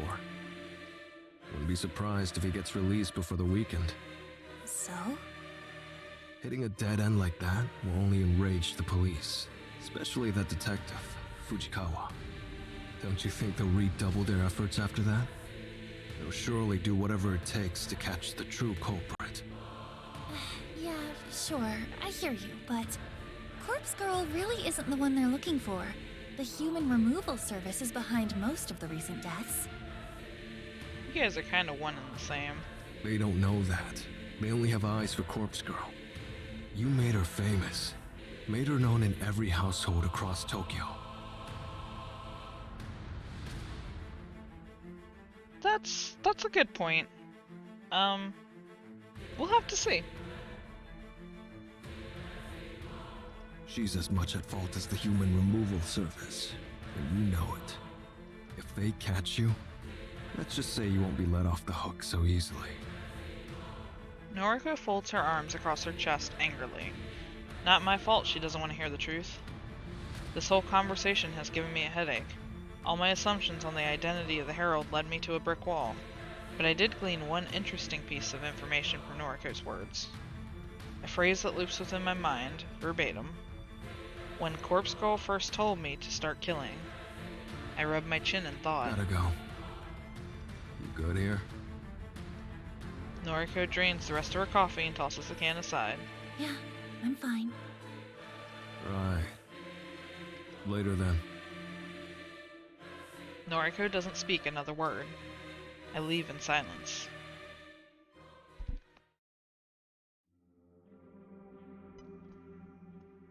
I'm really turning this whole story over in my head. I know she takes medication.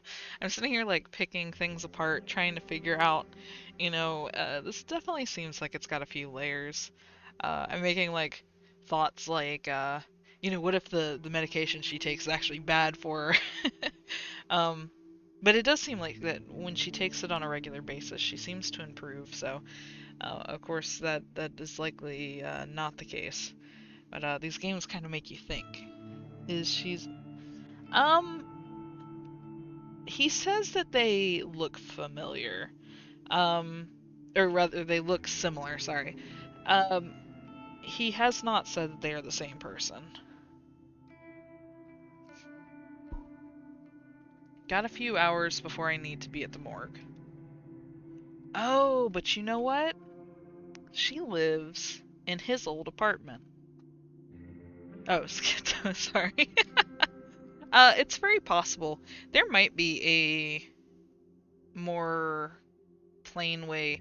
So the more I'm thinking about it, yes, it's very possible that she's schizophrenic. But she does live in the old apartment, and that feels like... I mean, it could just be a way of linking her to Kojiro. But the more I think about, like, the smell that just won't go away, and it's getting worse, and, like, when she just said that she had Corpse Girl tell her to kill, it actually makes me wonder if this old girlfriend of his isn't, like, in the walls. Like, more literally speaking. I mean, it's kind of a way out there theory, but I have to think about stuff like that, like, where is this going exactly? Especially since, not the very first person, but the very first death, that Corpse Girl supposedly caused. So she sent out a picture to this victim where she was hanging in a field like a scarecrow, and then it turns out that a few hours after sending that girl actually wound up dead, hanging in a field like a scarecrow, like the picture. So there was the question of whether or not somebody, like, killed on Corpse Girl's behalf. If this old girlfriend is somehow in the mix, assuming she didn't, like, actually die, and I'm not just overthinking it, a lot of that could be linked back to a person that we haven't seen yet, which is kind of an interesting thought, but we'll see.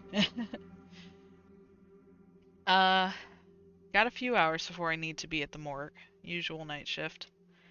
Not a good combination with an early morning. At least there are no deliveries to make today, for Noriko, or for Corpse Girl. For the best. If Tomoe is quitting the business, we won't have a driver. Didn't really think that through when I encouraged her to go with her gut.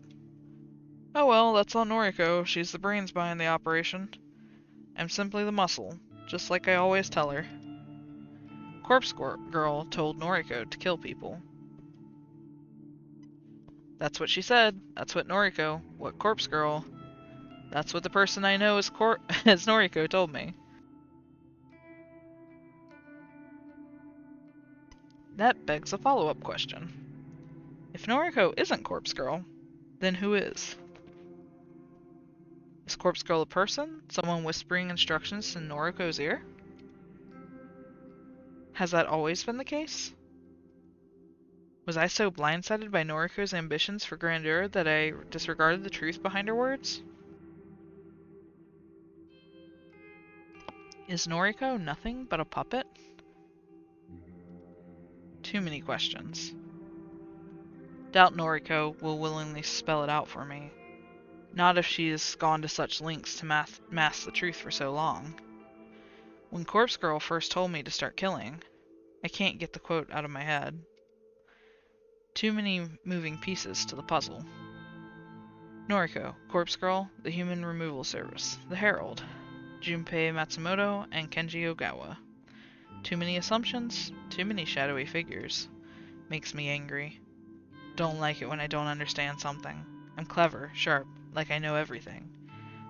Like to predict what's going to happen next. Like to remain one step ahead of everyone I know. Right now, I feel 3 steps behind. Behind Noriko, behind whatever Corpse Girl is.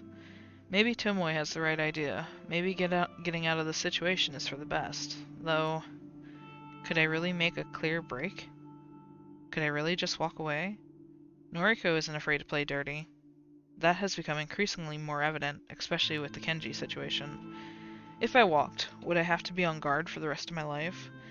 Would I have to be cautious of every shadow that flits in the darkness? Would Corpse Girl come claim me as her own? It's very possible. That begs the question, if Tomoe quits now, will Noriko try to buy her silence with blood?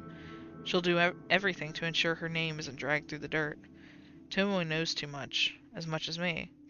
She could compromise Noriko's entire operation if she lets the wrong words slip out in front of the wrong people. Because of that, I have to believe that Noriko won't stand for it. Tomoe's life will be in danger if she quits now. I don't know how. I don't know by what measure Noriko will strike from the shadows. The girl is weak of body, though strong of mind, and her ambitions are steeled by some otherworldly force of will. Noriko won't let Tomoe walk away from this.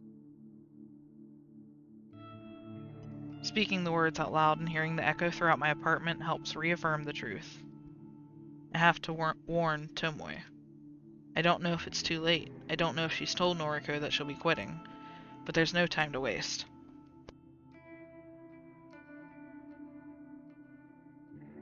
Can I help you?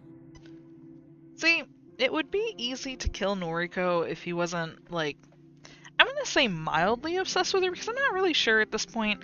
Like, in the start of Act 2, it seemed like he was very obsessed with her, and it's still very possible.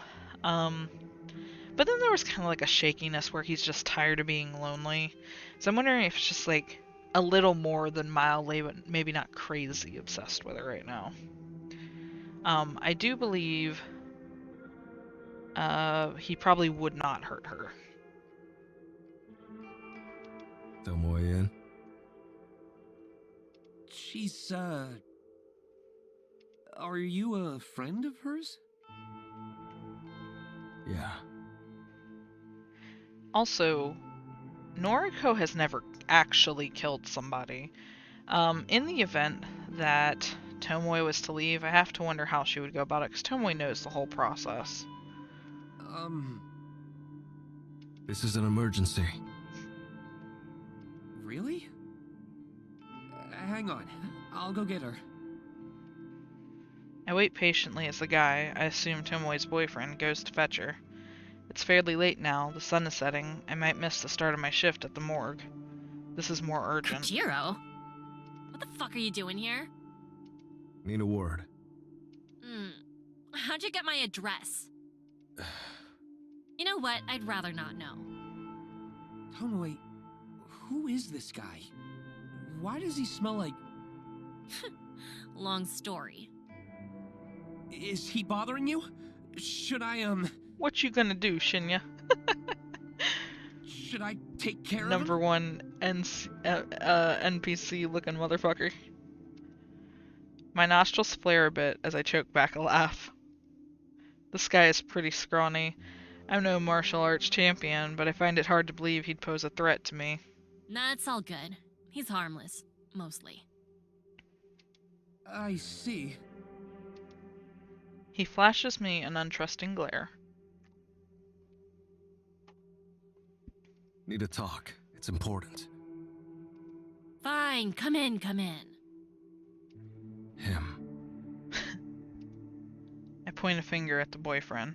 He needs to go. Seriously? Yes, come on. What do you think I'm here to talk about? Ugh. Yeah, fair point. Shinya, can you, like, clear off for a bit? Tomoe, I want to know what's going on here. Just who is this guy? Is he an ex-boyfriend of yours? Because I'll fight him. You just watch me. Jesus. No need for that. Not here to steal your girl. Just listen to him, Shinya. You've no need to worry. Fine then. I can tell when I'm not wanted. If anyone needs me, I'll be outside.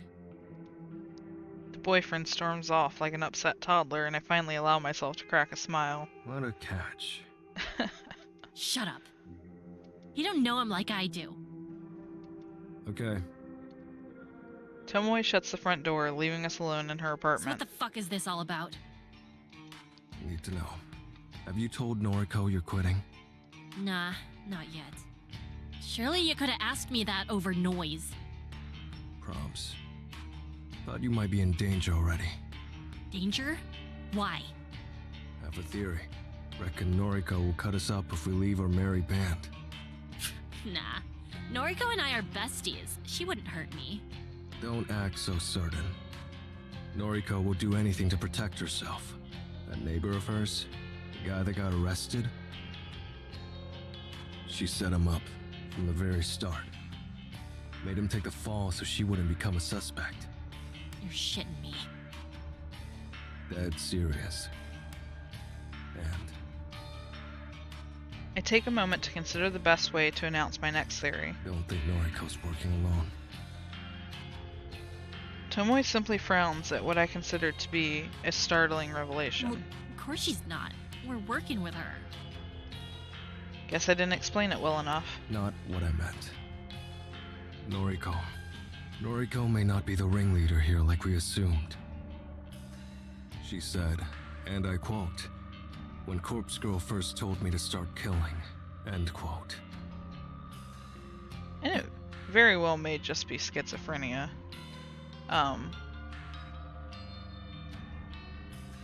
Tomoe's silent contemplation convinces me that I'm onto something that neither of us had stumbled upon previously. Oh, shit. I thought Noriko was Corpse Girl. She always calls herself that.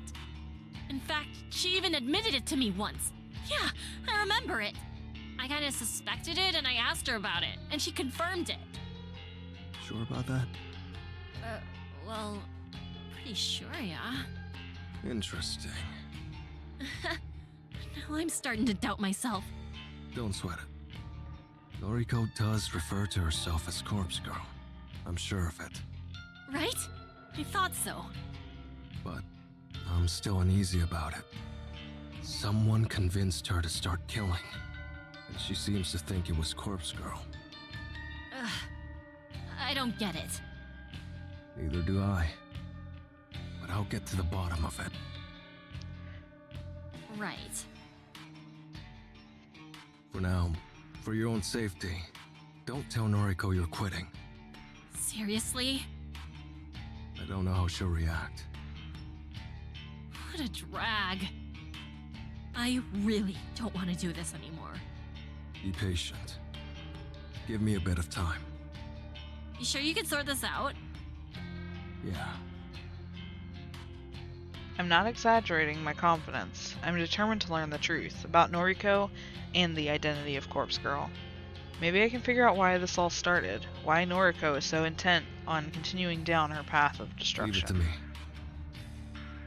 Thanks. Later then. I make my way to the front door and swing it open. I'm slightly startled when a heavy form stumbles into me. With his ear pressed up against the door, Tomoe's boyfriend couldn't avoid falling forward as the door opened. I looked down at him sprawled on the floor, groaning. You okay? He'll be fine. Get up, Shinya. He clambers to his feet and dusts off his trousers. I was, just, Gotta go. Bye. Don't have time for this. I push past him and make my way out of the apartment complex.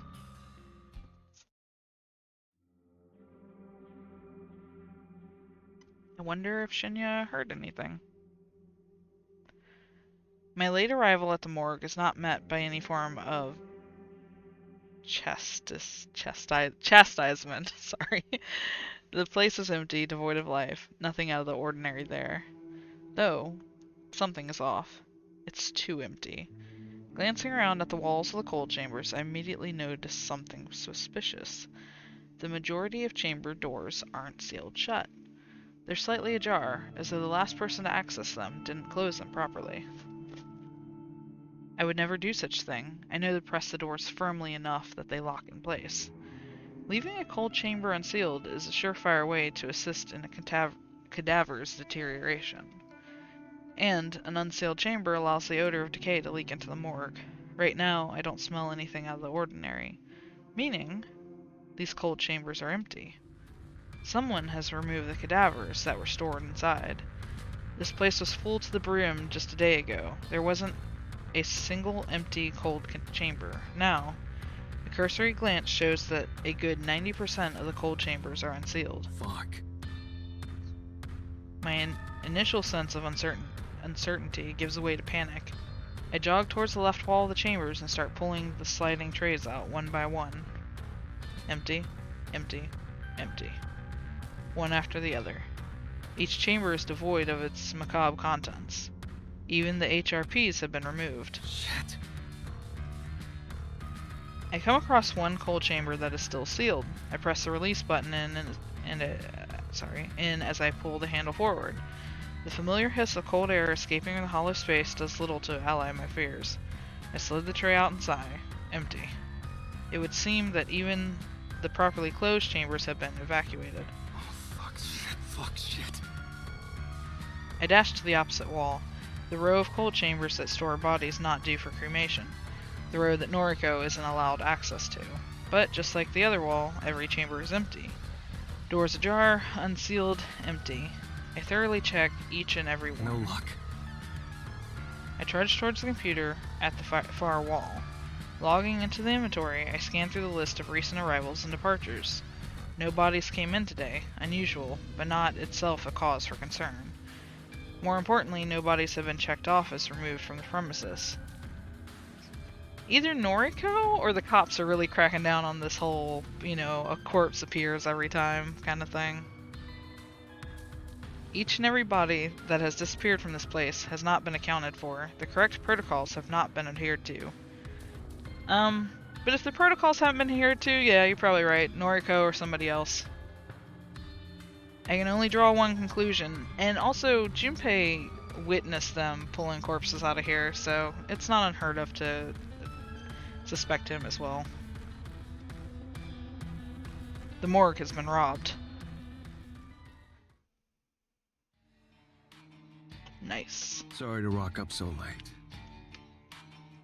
I love the way he talks. Sorry to rock up so late. It's fine. I was awake. Okay. Bad news.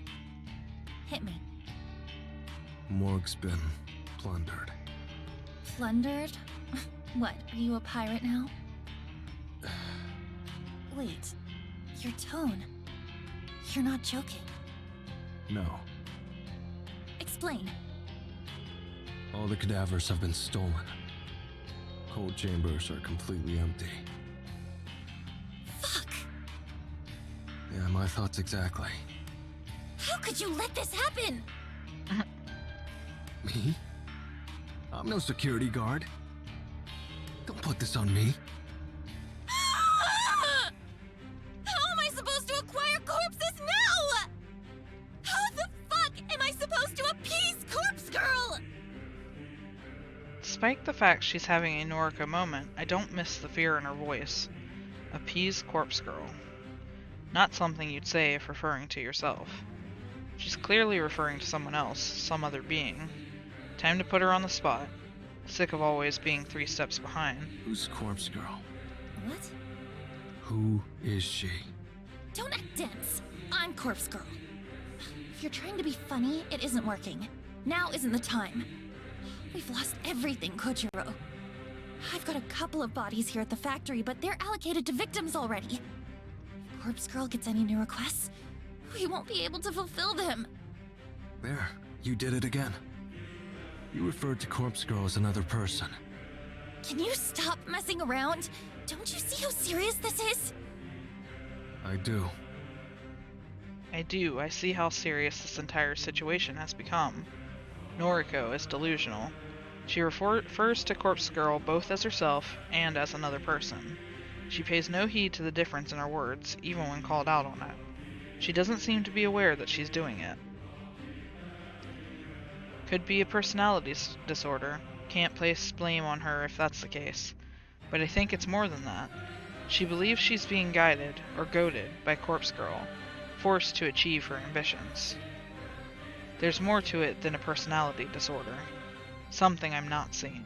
So, what do we do? What can we do? You'll have to break into another morgue. Start stealing corpses for me. No. What do you mean, no? Don't say no to me. I'd do just about anything for you. But sometimes, you need to know when to call it. There's no moving forward from here. I can't give up, Kojiro. I've come so far. Somebody stole the cadavers from the morgue. From my morgue. Somebody who knows what I'm involved in. It wasn't an attempt to stop what we're doing. What do you mean? It was a message. Whoever did it wanted to prove that they are more powerful than we are. Pulling several hundred stiffs from a morgue, all at once, without getting busted? That's something even we couldn't achieve. Someone knows our operation, inside and out. Someone knows what we do and how we do it. And they wanted to prove that they can do it better. The Human Removal Service. Who else?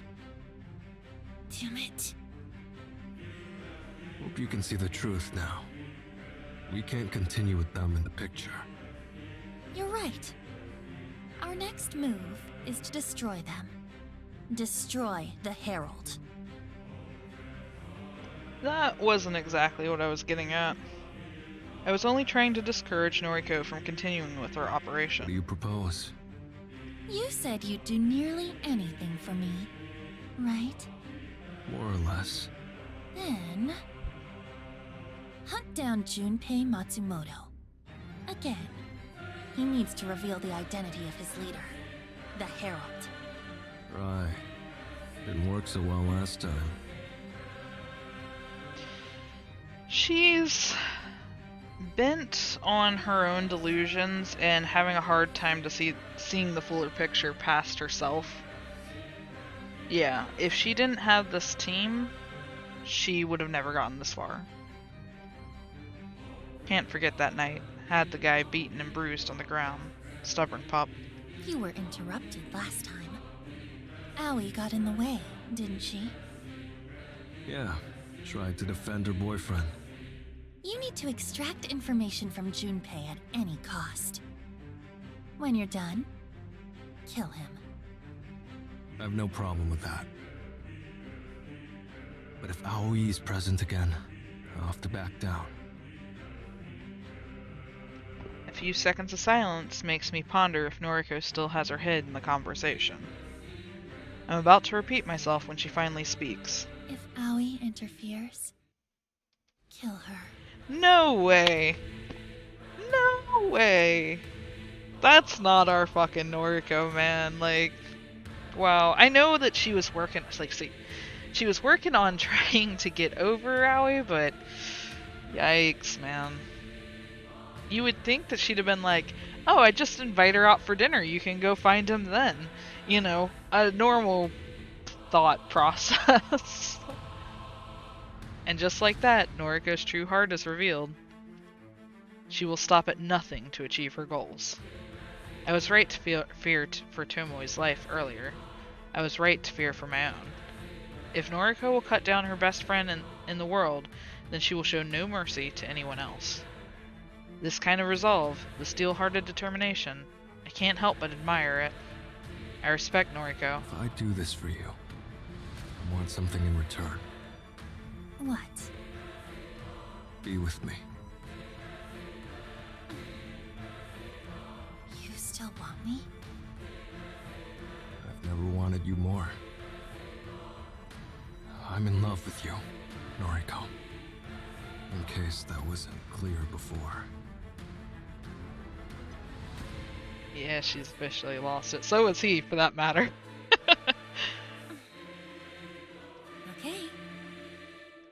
of this issue for me, and you can call me yours. I'll be your girlfriend, or your wife, or your mistress. Whatever you want. My heart will be yours. That's all I wanted to hear. Man, now I'm kind of rooting for the guy. I hate this. All I needed to hear. I don't want to be alone anymore. I don't want to feel lonely. Noriko, Shizuko, even Tomoe, it doesn't matter.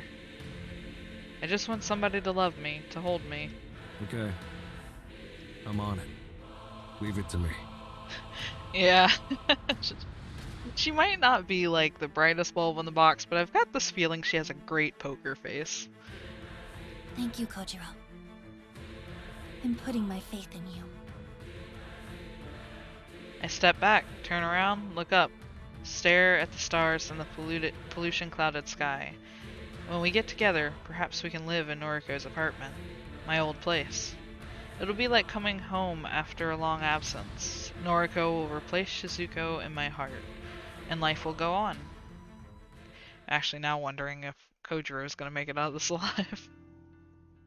August 6th, Thursday afternoon. It's the same stakeout as last time. Junpei Matsumoto, in his infinite wisdom, posted on Noise about visiting the maid cafe today. Don't know why he doesn't set his profile to private, especially after I followed him home last time. But I won't be following him again today. I'll confront him inside the maid cafe, a place where Aoi is unlikely to be, since she quit the job a while ago. I thought... Wait, didn't they just say last time he followed him that Aoi was still working there? Maybe I'm confused on the timelines a little bit. Although, did she really quit? If memory serves, she was dressed as a maid last time I encountered her. It's not that I have qualms about killing her. In fact, I'm not even bothered that Noriko is okay with ordering her death. I'm just thinking about the future. When Noriko and I marry, we'll want friends and family to attend the wedding. Oh yeah, you know, she already saw you, like, beat up her boyfriend, so after her boyfriend dies, and you guys get married, she's gonna just love being at y'all's wedding. I'm just saying. Noriko will need bridesmaids and maid of honor. Aoi will be perfect for one of those roles. By sparing her life now, I can kick off my new life with Noriko on a high note. I'm aware other people will be present in the cafe. I have no intention of hurting them. I'll force as many as possible to evacuate, or I'll corner Junpei somewhere private. The dog himself arrives as I'm playing through possible scenarios in my head. He waltzes through the front door, completely oblivious to my presence, across the street. I'll give him some time. Let him get comfortable, lower his guard. The weight of the blade inside my pocket is unfamiliar. Not like it's so heavy that it will restrict my movement, just feels strange. Figured it was better not to tackle this unarmed. It's an emergency measure. After 20 minutes, I approach the maid cafe's entrance. This is not what I was expecting for some reason. The way they talk about this place, it felt like a nightclub with just maids and like a cafe theme or something. I was definitely expecting something darker. Considering the outside street, though, I guess I shouldn't be surprised. Not a fan of the atmosphere. Too flashy for me. Prefer somewhere more simple, laid back. Junpei has a table near the far wall, alone. Not that I expected any different. A blonde maid trots over to refill his drink. He nods politely, but doesn't say a word. He hasn't seen me come in yet. Someone asks if I want a table. I don't respond. Someone else chimes in. Something about paying the cover charge. I don't know. My attention is on the dog. No one attempts to hold me back as I march towards my prey. He finally sees me, but I'm 5 steps away and it's too late. What the? Long time. You're crazy, man. Get away from me. Looking at him up close, he doesn't seem too worse for wear considering our last encounter. I start to wonder if I went too easy on him. Can I sit here? Hell no. Get out of here. Thanks. I pull up a chair and sit directly across from him. The blonde maid from before offers me a menu. Then she gasps and I hear something shatter on the floor. It's you! Strange, Aoi didn't quit her job after all. Did she lie to Noriko? Did Noriko lie to me? I'm 90% sure it's her anyway. Stay back, babe. I got this. Yep, it's her. Thought you quit. Huh? I thought you quit this job. What? How would you know that? I realize I shouldn't spill any details on my relationship with Noriko. Forget it. Yo, you think you're hot stuff, right? Tailing me, beating me up, and now you're digging into my girl's business? The fuck is wrong with you, man? Dude, you guys kill people. Like, what did you expect? Excuse me for a second. I stand up slightly and lean over the table.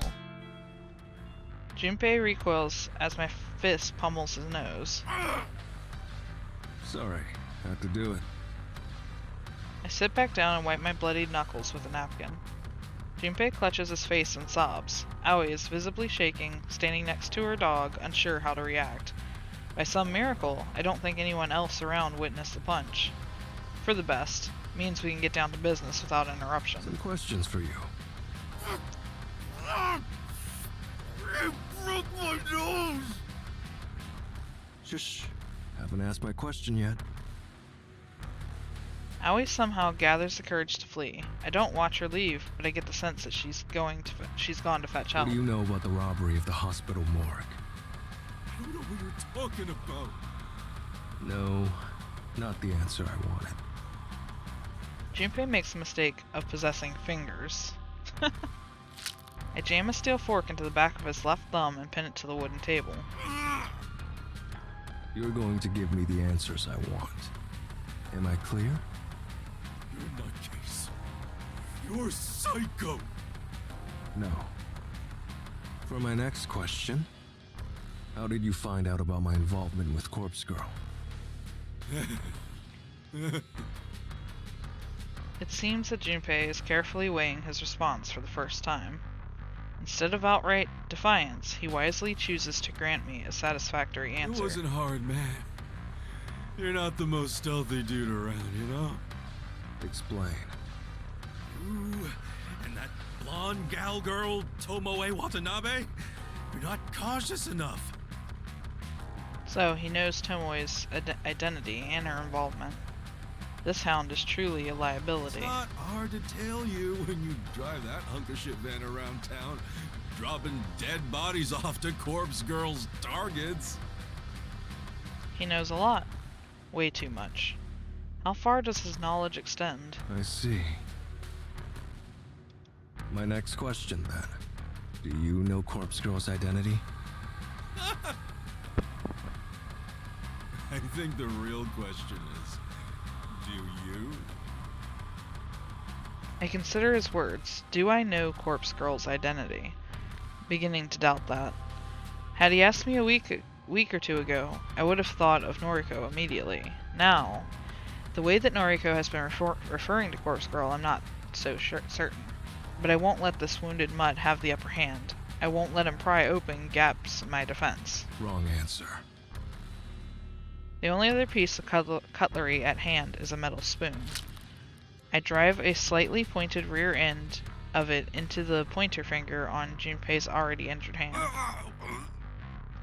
Corpse Girl's identity? Fine. Noriko Kurosawa. Interesting. I see. A hesitant tap on my shoulder from behind me causes me to turn. Leave him alone. Aoi has somehow gathered half a dozen other bystanders. They're all glaring at me, fists clenched, ready to try and forcibly remove me from the premises. We're not done here. Come back later. Let my Junpei go! Stop hurting him! For an outwardly meek girl, Aoi has more courage than I expected. I stand up and stretch my neck. I'm not looking for a fight with a bunch of cafe patrons. Heaving a sigh, I dip my hand in my pocket and withdraw the knife. Flashing in front of the mob says more than my words ever could. They all back off, a few letting out snivels of despair. Aoi, either out of bravery or fear, holds her ground, A single watery tear welling in her left eye discloses her true feelings. Leave. Everyone. Now. Doesn't take more than this animalistic, primitive command to convince the crowd to disperse and rush for the door. Aoi is amongst the fleeing throng, and she mouths the word sorry as she catches Junpei's eye. Wow. Satisfied that we will not be interrupted further, I return my attention to Junpei. He sobs vocally. Don't kill me, man. I'll do whatever you want, you know? Please, I'm begging you. I've got my whole life ahead of me. It doesn't look like Relax. it's amounting to much. Only one more question for you. What? What is it? Who runs the human removal service?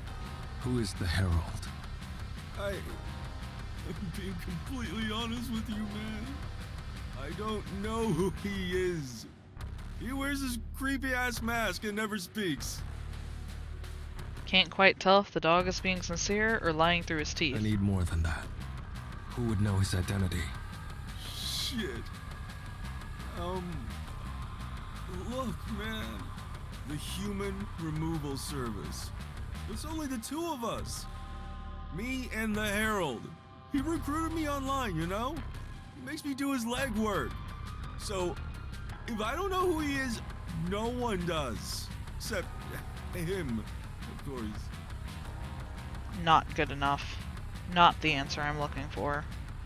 I lean over the table once more, keeping my knife clearly within the dog's vision. Not happy with that answer. Pick a finger. Shit, no, dude, seriously. Ask me a different question. Please, please. Kojiro, A voice I didn't expect to hear rings out from behind me. Noriko. enough. Why are you here? I overheard everything.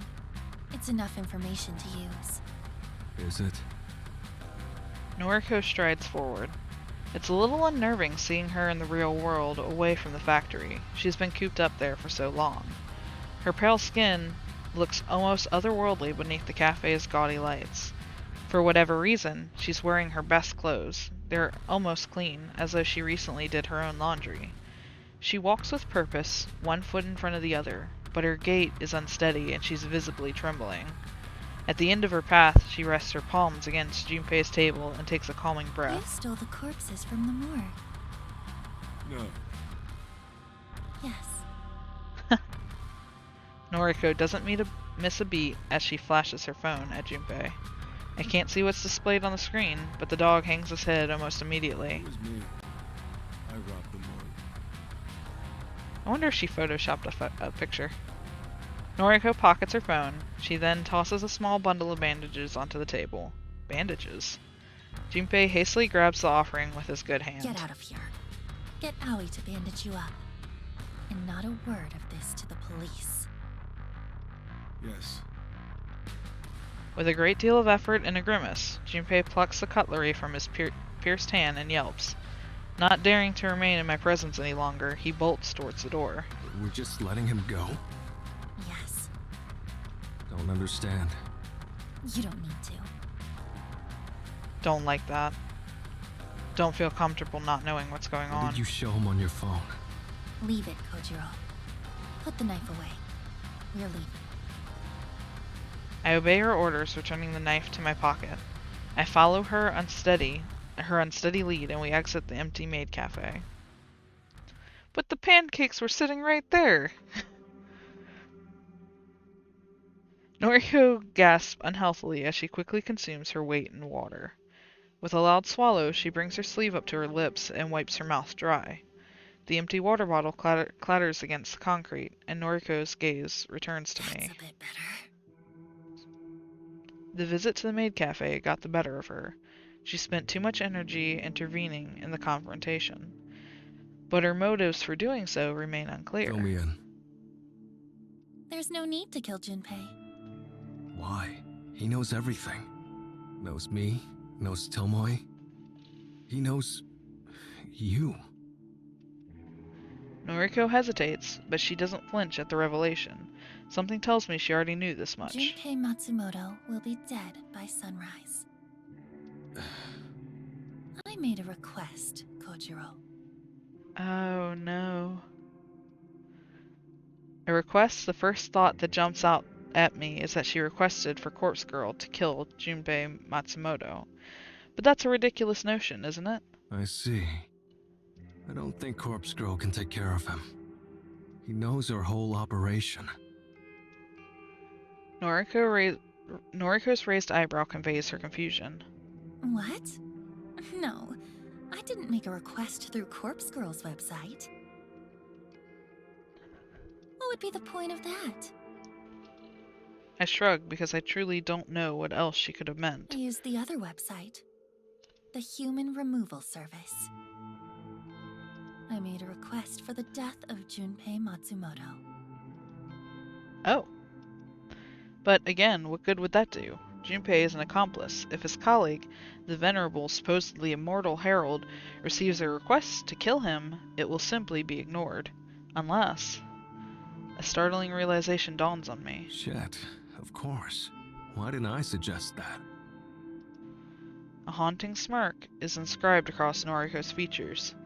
She knows that I have finally drawn the same The conclusion. Herald is ambitious. His convictions are strong. Absolute. Just like mine. Like Corpse Girl's. Corpse Girl's convictions, huh? Corpse Girl would never reject a request. That's right. Junpei Matsumoto is disposable.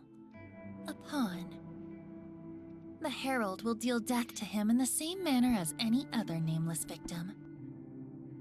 I see. But more important than Junpei being killed is what we will discover in the aftermath. Explain. By knowing that Junpei is the next to be targeted, we can observe him and witness the Herald's killing method firsthand.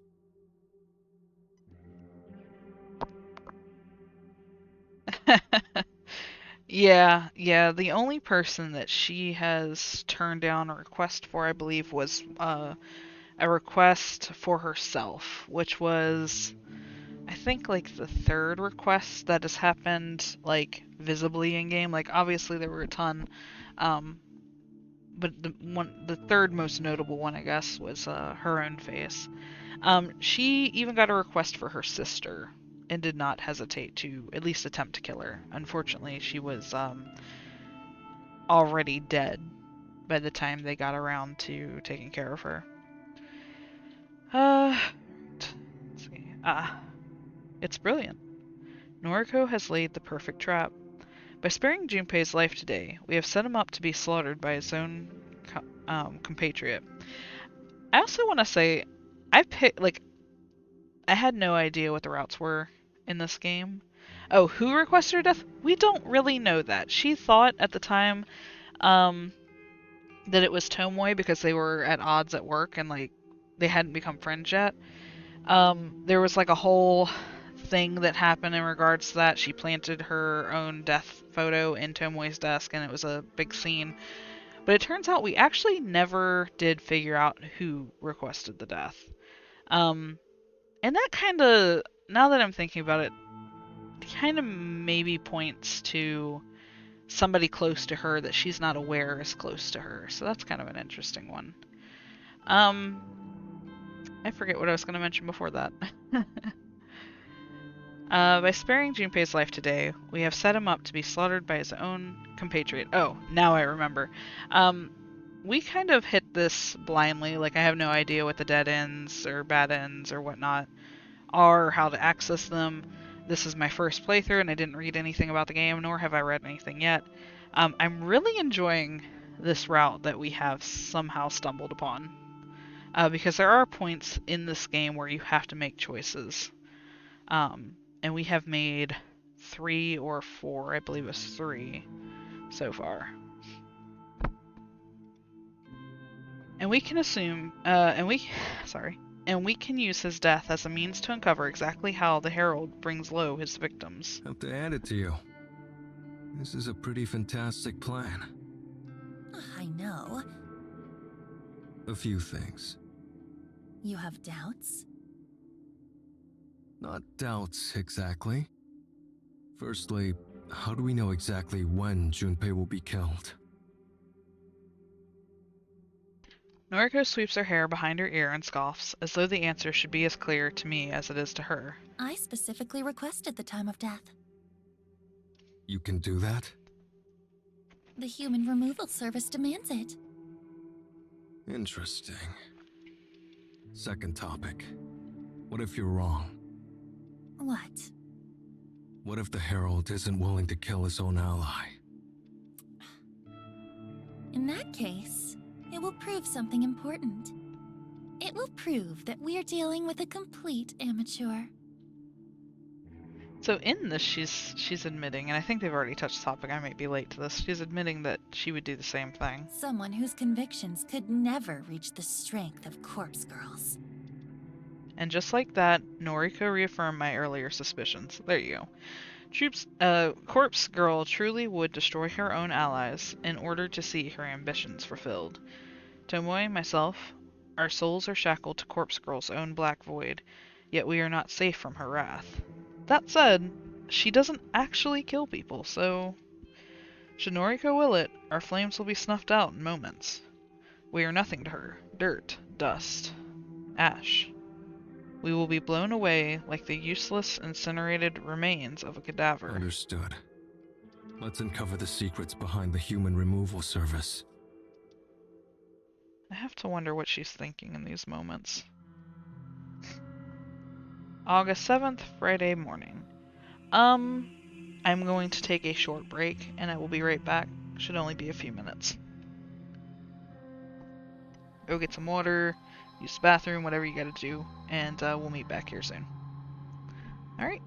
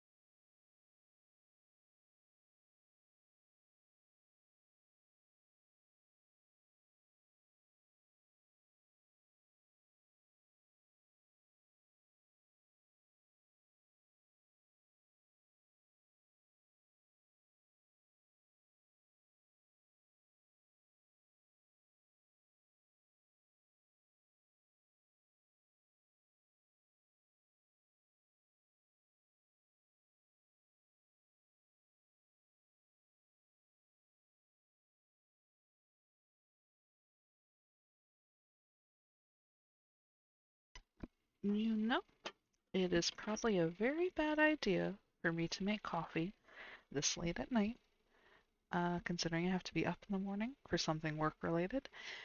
But we're just going to worry about that later. Give me just one more moment.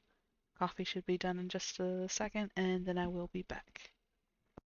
The coffee maker is actually in my room, so I don't have to go very far.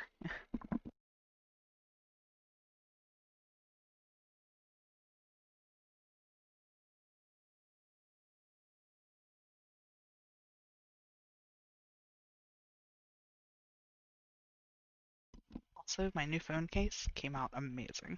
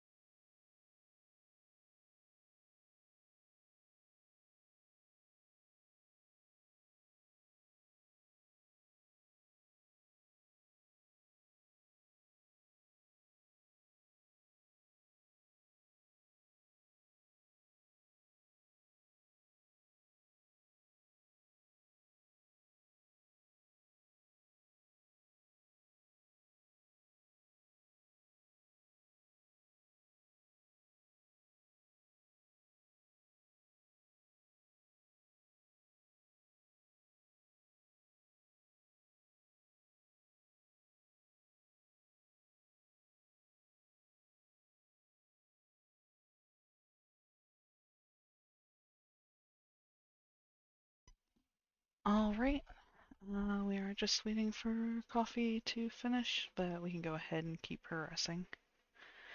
Hopefully everyone's back. Another early morning. If I can call it that. Haven't gotten to sleep yet, so it still feels like late night. Noriko has me on a short leash. Thinks she knows it too. Apparently, she specified this as the place of Junpei's death. Don't know how she knew of it. This parking complex belongs to Junpei's apartment building. It extends 2 or 3 levels underground. Thank you. You too. Again, Noriko specified the exact location of death. The human removal service seems to take users' requests very seriously. Alright, I do think coffee's done. Just gotta grab it. But, like I said, coffee machine is in my room, so it doesn't take that long at all. I think it's done. Yeah, it looks like it.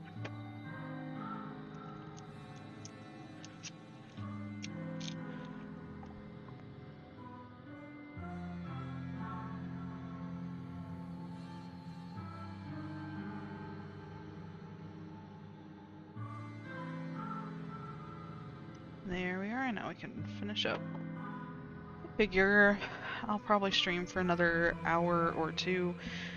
When I say I have to get up early, it's not terribly early. It's just I know that if I go to sleep too late, I won't want to get up. But it should be alright. Alright, the human removal service seems to take its users' requests very seriously. How much further in? Shh. Keep your voice down. I'm just looking for a good vantage point that we can hide. Her words are severed by a violent gasp. Unable to speak another word, she simply points. My eyes obediently followed the direction of her slender finger. Oh. Oh.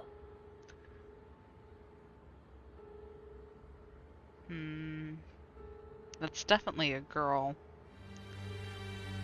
See, that is my thought too, which would be incredibly unfortunate. But it would also explain, so I was kind of wondering why she like ran away at the cafe. I don't know about you.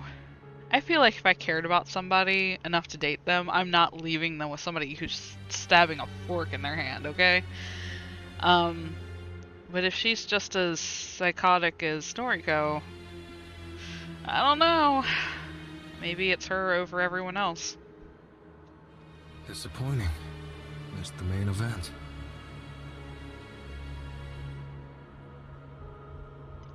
Junpei Matsumoto is already dead. He's floating in a sea of his own lifeblood. Vicious stab wounds practically glow red along his back. After examining his remains, I turn my attention to the less interesting figure standing motionless beside him. You. The masked stranger looks like the villain from a B-rated slasher film. He's covered from head to toe in dark clothing, a zipped-up jacket with long sleeves, a hood, a skirt. The cut of the figure's clothes combined with his physique gives me the impression that he may in fact be female. Is this the Herald we've been searching for? The bloody corpse at her feet would suggest that it is so. That mask. The mask? It's simple, white, probably porcelain. It's reminiscent of something, some fictional character, maybe a film villain, after all. The Herald still hasn't moved. She's as still as a statue, gaze vacant, her eyes impossible to discern behind the Are mask. you the Herald? For the first time, the figure moves.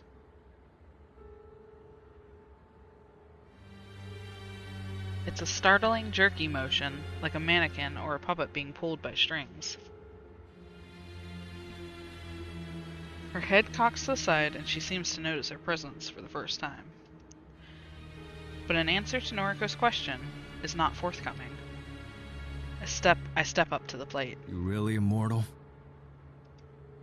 The Herald doesn't react to my voice like she reacted to Noriko's. She has returned to a stiff, doll-like state. Pretty easy to prove if someone or something is immortal, and I've always had a curious mind. I draw the knife from my pocket and launch it at the mannequin. The blade embeds itself in the thing's shoulder, and she doesn't so much as flinch as a trickle of blood pools around the shining steel. Mr. Hart. What are we? Kojiro, are you a ninja now? Maybe she's using him for her job.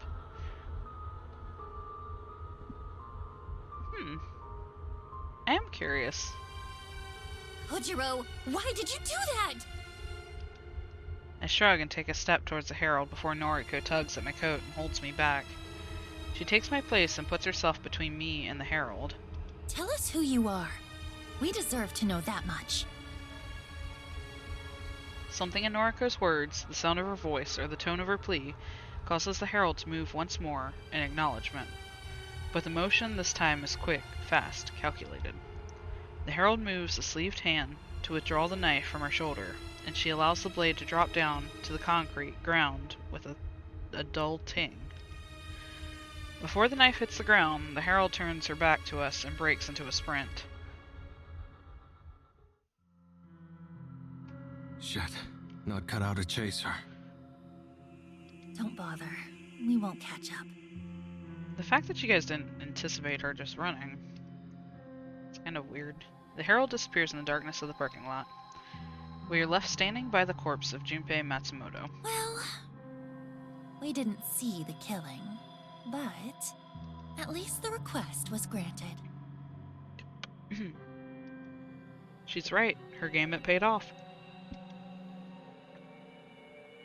The Herald killed her own ally. She has proven her convictions are strong. I crouch down to examine Junpei's corpse, but it's hard to get a look in the darkness. Regardless, it's clear that the dog is dead. Should we leave the body? Going to send a text. Huh? Who are you messaging? See if I can pull a few strings. Wouldn't mind if the corpse ended up at my morgue. The morgue that should have police all over it if it was robbed.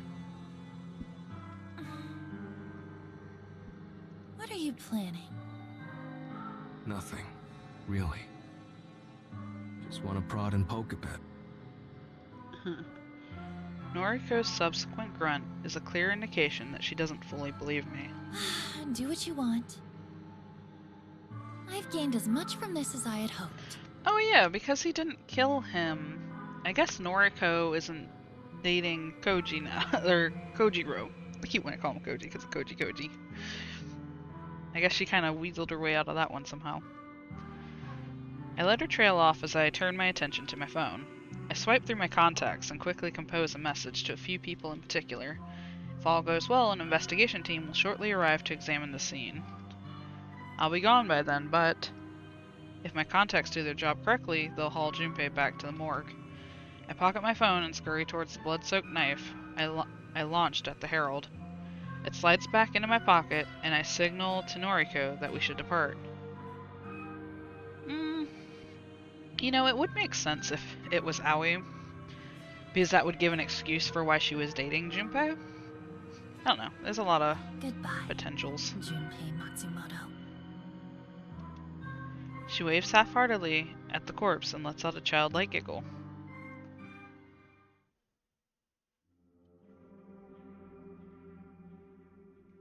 A scant few hours' sleep didn't offer much in the way of refreshment. Have to be at the morgue again in an hour. Not that there's much to do there since the place was robbed. Perhaps a few more cadavers will have arrived. Perhaps Junpei Matsumoto's corpse will be there. I should take this opportunity to take a breath. Been a while since life slowed down like this.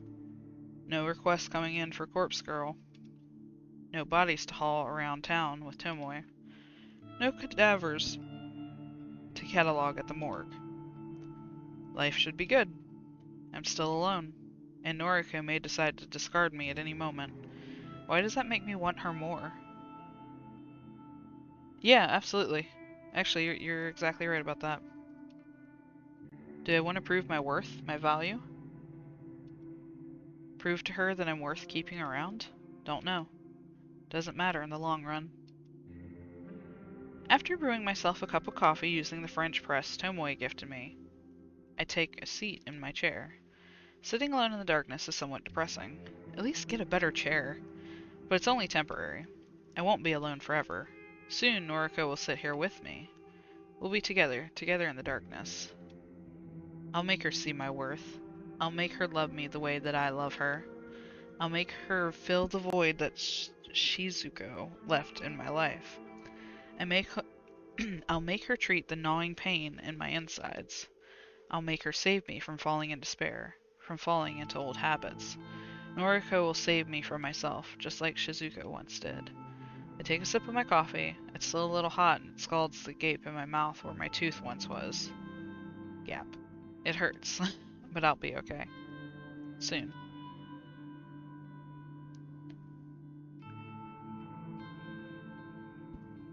It's hard to hide a smile when plans unfold perfectly. The body was here waiting for me when I arrive at the morgue. Staring down at the pallid corpse of Junpei Matsumoto fills me with more satisfaction than I thought possible. The dog is dead, and my early morning encounter with his executioner wasn't just some fever dream born from wishful thinking. His body is riddled with stab wounds, deep, clean, piercing cuts. But these injuries were not inflicted by a knife. I'm no forensic pathologist, but the wounds are too thin and too deep. Each intrusion is about the width of a chopstick. Dottie was killed by chopsticks, though you can never rule out everything. My gaze pans down his body, looking for anything of interest. The rest of his form looks ordinary. Nothing to note. I'll zip up the bag for now and return him to the allocated cold chamber. Might take him out once in a while to have a laugh. As I raise the zipper covering his legs and groin, I have to shift his arms to fit within the HRP, and then I flinch, and my hands instinctively retract from the cadaver. I'm used to the ice-cold touch of the body fresh from its containment chamber, the sensation of lifeless, preserved flesh. Thus, it wasn't the sensation of touch that caused me a startle. It was the sight of something out of the ordinary, something I'd somehow missed during my initial observation. Junpei's fingers. 5 thick, meaty digits on each hand. 10 perfectly intact, dead but otherwise healthy fingers. It was only days ago that I pierced his 2 fingers, his thumb and his pointer finger, using cheap metal cutlery. That checks out. Somebody stole some cadavers. Somebody is making this guy look just like Junpei. I can't forget the distinct feeling of plunging those implements through flesh and bone, pinning his fingers to the table. The corpse before me shows no evidence of ever being injured in such a manner. Nobody can heal wounds like that without medical attention. Even then, stitches and scars will remain. But Junpei Matsumoto's digits are 100% intact and puncture-free. Interesting. Come to think of it, didn't I snap another few of his fingers in half that time I confronted him outside his apartment? I'm sure I did, crush the bone within my own fist. But this corpse's hands don't show signs of that either. Normal to the touch, no visible bruising.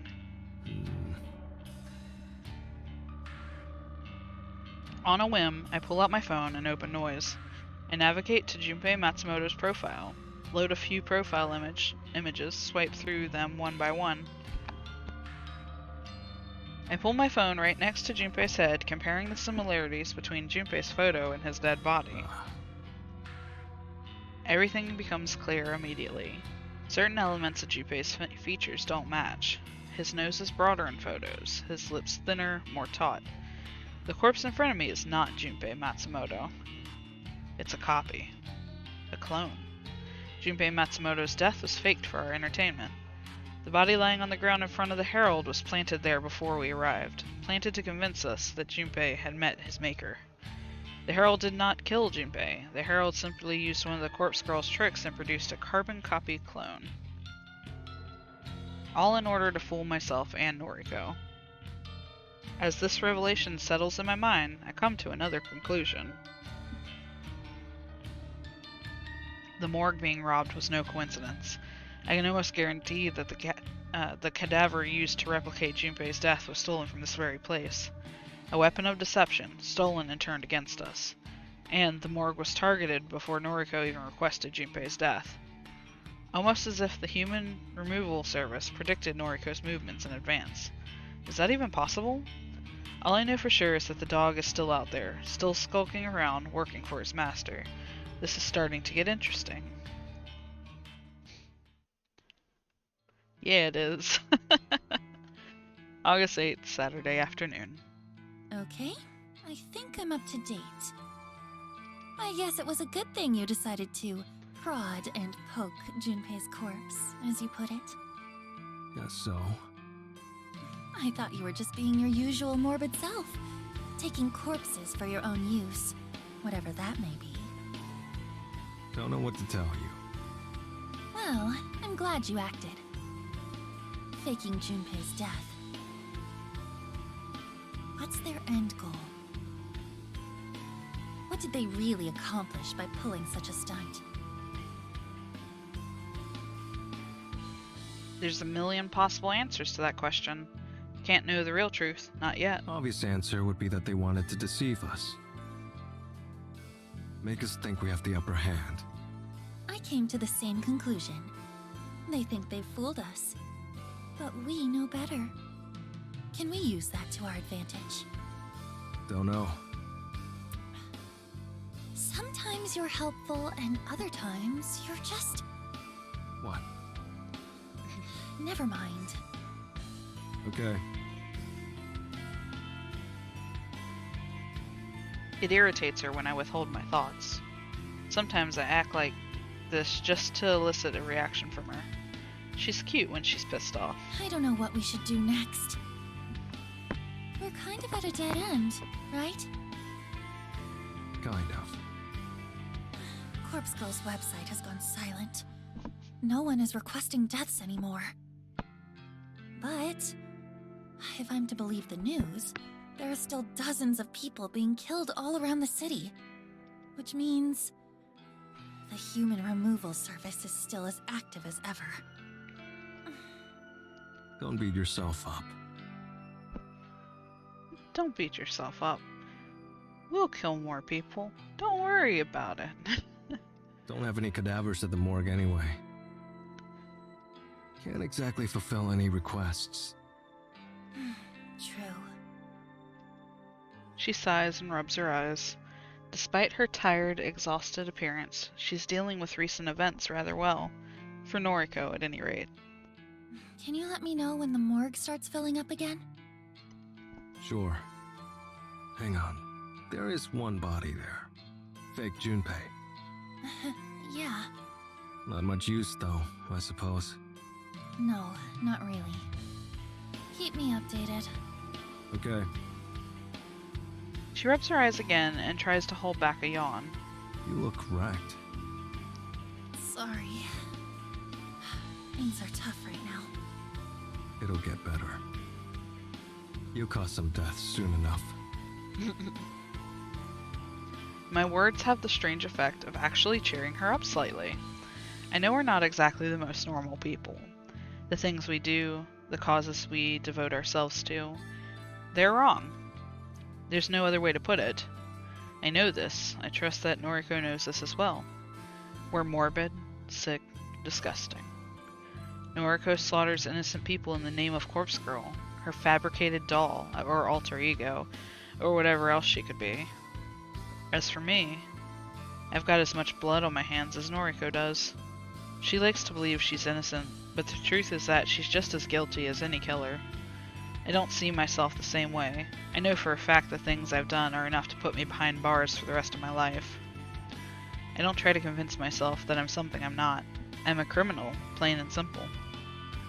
But Noriko is a kindred spirit. We're connected on some level that I don't expect the average person to understand. We're bonded by the things we've done, the death we've witnessed. Looking at her now, this tired girl worn thin by stress, I can't help but be reminded of Shizuku. I messed up with Shizuku. I didn't take the time we had together seriously. I took it all for granted. I won't make the same mistake with Noriko. I'll make her mine, and I'll prove my love to her every day. Perhaps that will convince her to not discard me when I've run out of use. Want something to eat? She glances at me and opens her mouth, but weighs her words before speaking. Thanks, but you know me. I know. Of course I know. I know so much about her. She doesn't eat, not unless she absolutely has to in order to live for another day. Something light? A salad? I want to share a meal with you. I can't. Okay, I understand.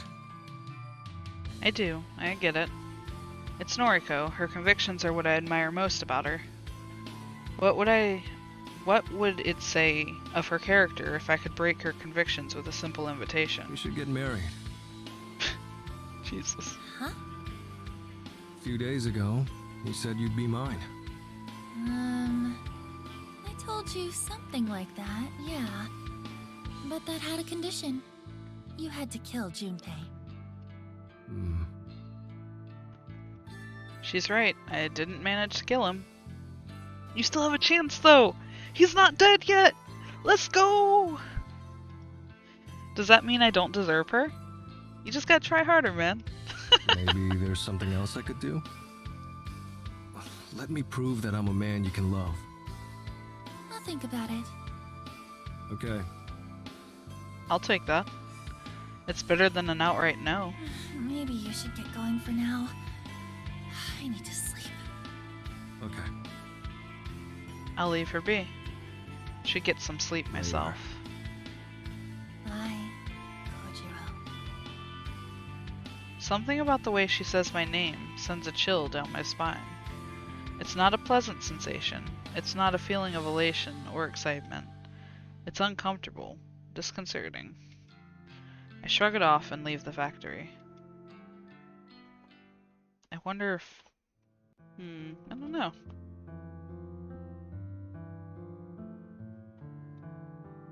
I wonder if, she will make an attempt at his life here soon. I'm not really sure why she would, though. Plus, he's the access to the morgue, so she can't, necessarily. I have an uncannily vivid recollection of dragging Shizuko's corpse through the streets on the night she was killed. I had witnessed the collision. I watched speechless as the asshole who ran her down drove away like a coward. Took me a while to gather the strength to collect her crumpled body from the asphalt. By then, it was around 7 o'clock. The sun had set, but a sliver of light still peeked over the horizon, tinting the sky with an orange hue. People kept screaming at me. Wasn't doing anything wrong, wasn't trying to smear Shizuko's blood on the sidewalk. Just wanted to take her home. She was hurt or dead. No point leaving her in the middle of the road. She didn't comment on my suit. Got all dressed up just for her. Didn't comment on the ring. Even as I slipped it on her stiff finger, she didn't say a word about the size of the diamond. Yo, that's rough, man. But she made a unique sound as we walked. It ringed in my ears now and then, especially when I catch myself in quiet moments.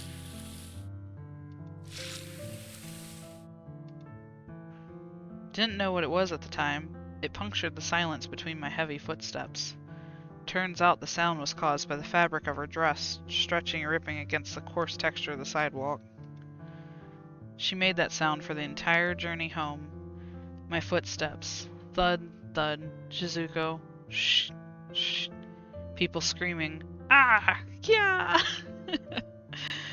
The cacophony of irritating noise assaulted us during the entire expedition. Silence didn't rear its head until we arrived at our destination. Wasn't easy getting her up the stairs to my apartment. I'd carried her in my arms dozens of times, always effortlessly. But during that final ascent, Shizuko's weight exceeded the limit of my muscles. I had no choice but to drag her up slowly, a single step at a time. Wasn't her fault her head cracked against every step. Wasn't my fault, sorry. It was her fault, I guess. Once we were inside, I finally had the opportunity to examine the damage. Her limbs were flattened, her chest had caved in, ribs crushed and ground into fine dust. Remarkably, her beautiful face remained unmarred. She looked at peace, despite having died in pure agony not long before. And that was the last time I kissed her. I planted my lips on hers, and found comfort in the slight warmth that still remained. And then I closed my eyes. That's pretty damn rough, man. My memory of that event is so clear that thinking about it feels like I'm reliving it again for the first time. The pain hasn't dulled, but I'm glad I don't live in that apartment anymore. Climbing those steps every day would only serve to remind me of dragging Shizuko behind me. I cut myself free from the chains that shackled me to her, but I can never destroy the memories. I think they'll haunt me to the end of my days. Perhaps that's why I'm so desperate to fill the void she left in my life. I'm desperate to distract myself with the love from another. And yet, at the time, I didn't want to let her go. I wanted to hold her cold, lifeless corpse to my body and simply waste away so I could join her in the afterlife. In fact, I was so attached to her corpse that I did something I'd never done before, not once in all my history of toying with dead bodies. Yeah, that you would think that people would have seen where he went, or somebody at the apartment complex would have seen him. Nope, I guess not. I decided to keep her. Ooh, okay, maybe she is in the closet.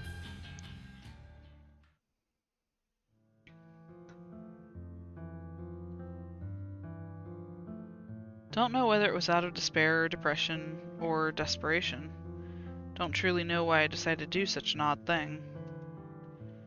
Possessed by a single disturbing idea, I emptied out the small storage closet in that old apartment, discarded everything within, and then I carefully, delicately, lovingly placed Shizuko inside the dark space. She stood up against the wall, almost casually, almost like she was alive. I held her in place with some rope fastened to the wall, a loop around her neck, and a few bindings around her waist. She sagged a little, but it wasn't overly noticeable. There, Shizuko stood before me. Though her gaze was lowered, I could almost fool myself into thinking she wanted to greet me. Or she wanted to simply say goodbye. Goodbye. Something I never considered saying to her, but I knew it was time to say goodbye to her and to say goodbye to myself, the me that shared a life with her. The me that lived in shame of the things I'd done. Into that small storage room I piled the evidence of my guilt. All the macabre and sickening paraphernalia I had collected over the years and found new home within that dark space. Photos of corpses, tombs written about embalming and mummification, countless books by Noble Sinclair, that author I held so dearly to my heart. Everything and everyone that made up Kojiro found itself inside that room. And with that one last look at the girl, I slammed the door and locked it tight. The ceremonial act of locking away everything I once loved had a cathartic effect. But the moments after that aren't as clear in my mind. I know that I sealed up the room and concealed the door, but I don't recall the effort that went into doing so. I know that I decided to leave the apartment behind, but I don't recall talking to the landlord. I know that I tried to move on from being the person I once was, but I don't know how much I truly changed. Interesting. So are we saying that she's still there?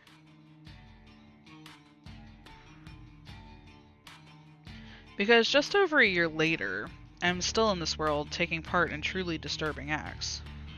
I'm still obsessed with the dead, and I'm still fawning over Shizu Noriko. Maybe people can't change after all. Maybe I've been fooling myself all this time into thinking I'm different now. But I'm not. I'm the same as I always was. I'm still just Kojiro. Maybe that's okay.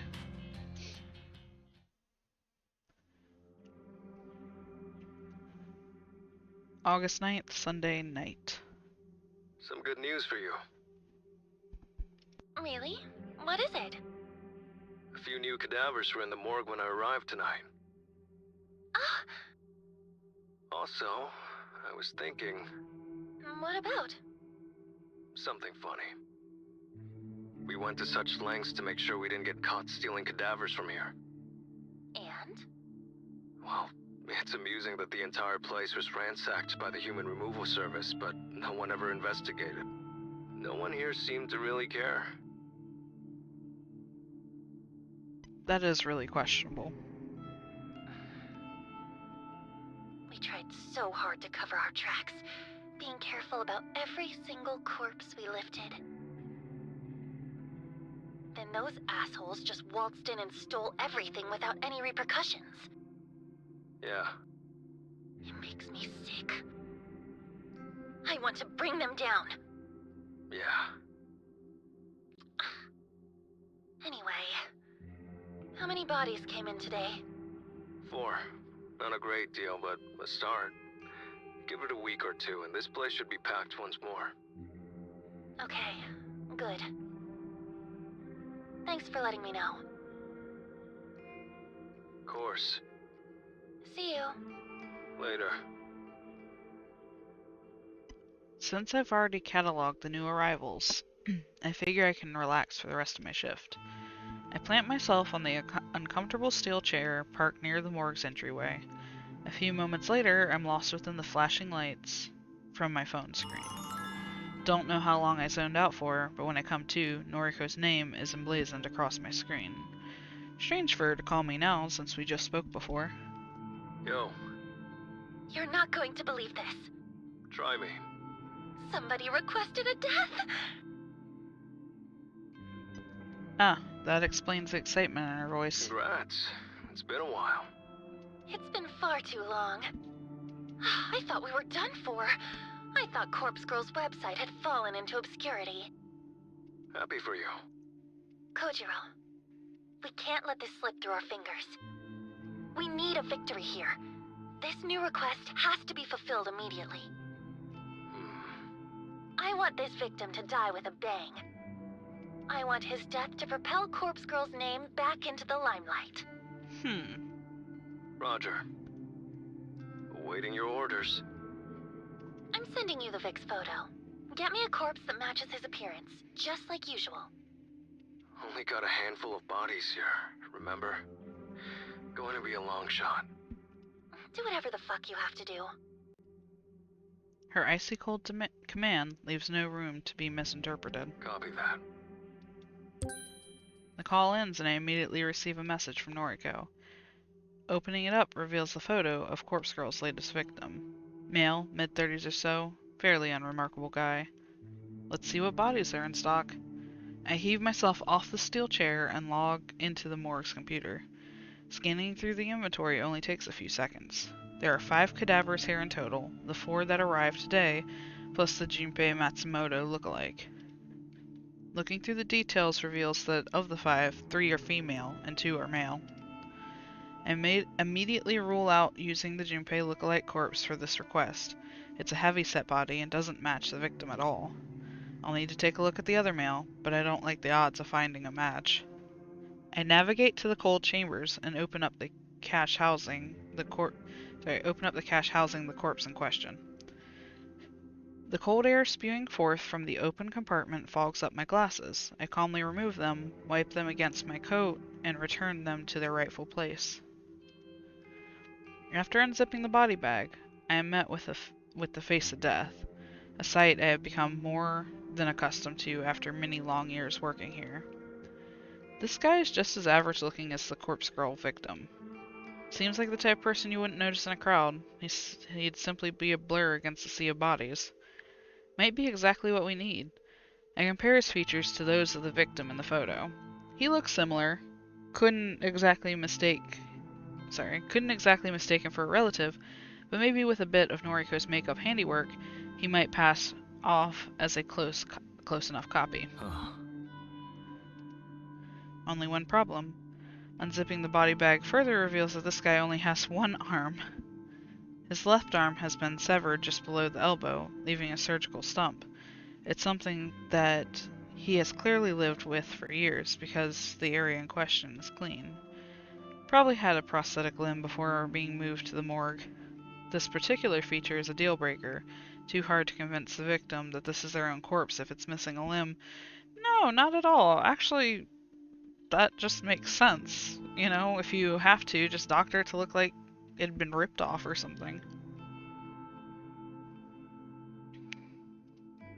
Although, perhaps Noriko could factor the missing limb into the cause of death. If I bloody the stump a bit, there you go.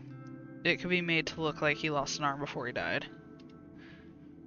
I reach for my phone and call Noriko back, getting sick of the chit-chat. You find a suitable corpse? Almost. Got a guy about the same age and build. Plain face. Needs some work, but could do the job. Great! I'll send Tomoe over with the van right away. Just one thing. What? The body is missing an arm. Oh. That is a problem. Yeah. Can you edit the corpse photo so that the victim is missing an arm? Make it look like it got chopped off before he died. That way, when he receives the actual corpse, he'll be expecting a missing limb. No. No? I'm already in the middle of making the photo. I'm not changing it now. Then I don't know what to tell you. Don't have any other suitable bodies. Make it work, Kojiro. She's like the worst manager. What That can I do? venomous tone again. Not going to roam the street and kill someone that looks like the Vic. Come up with something else then. Hell, chop your own arm off and attach it to the corpse. I don't care what you do.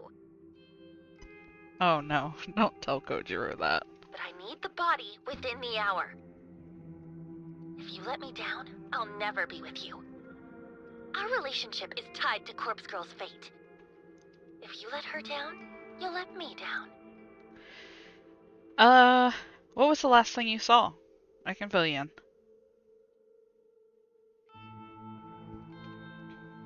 Was it, Kojiro's backstory?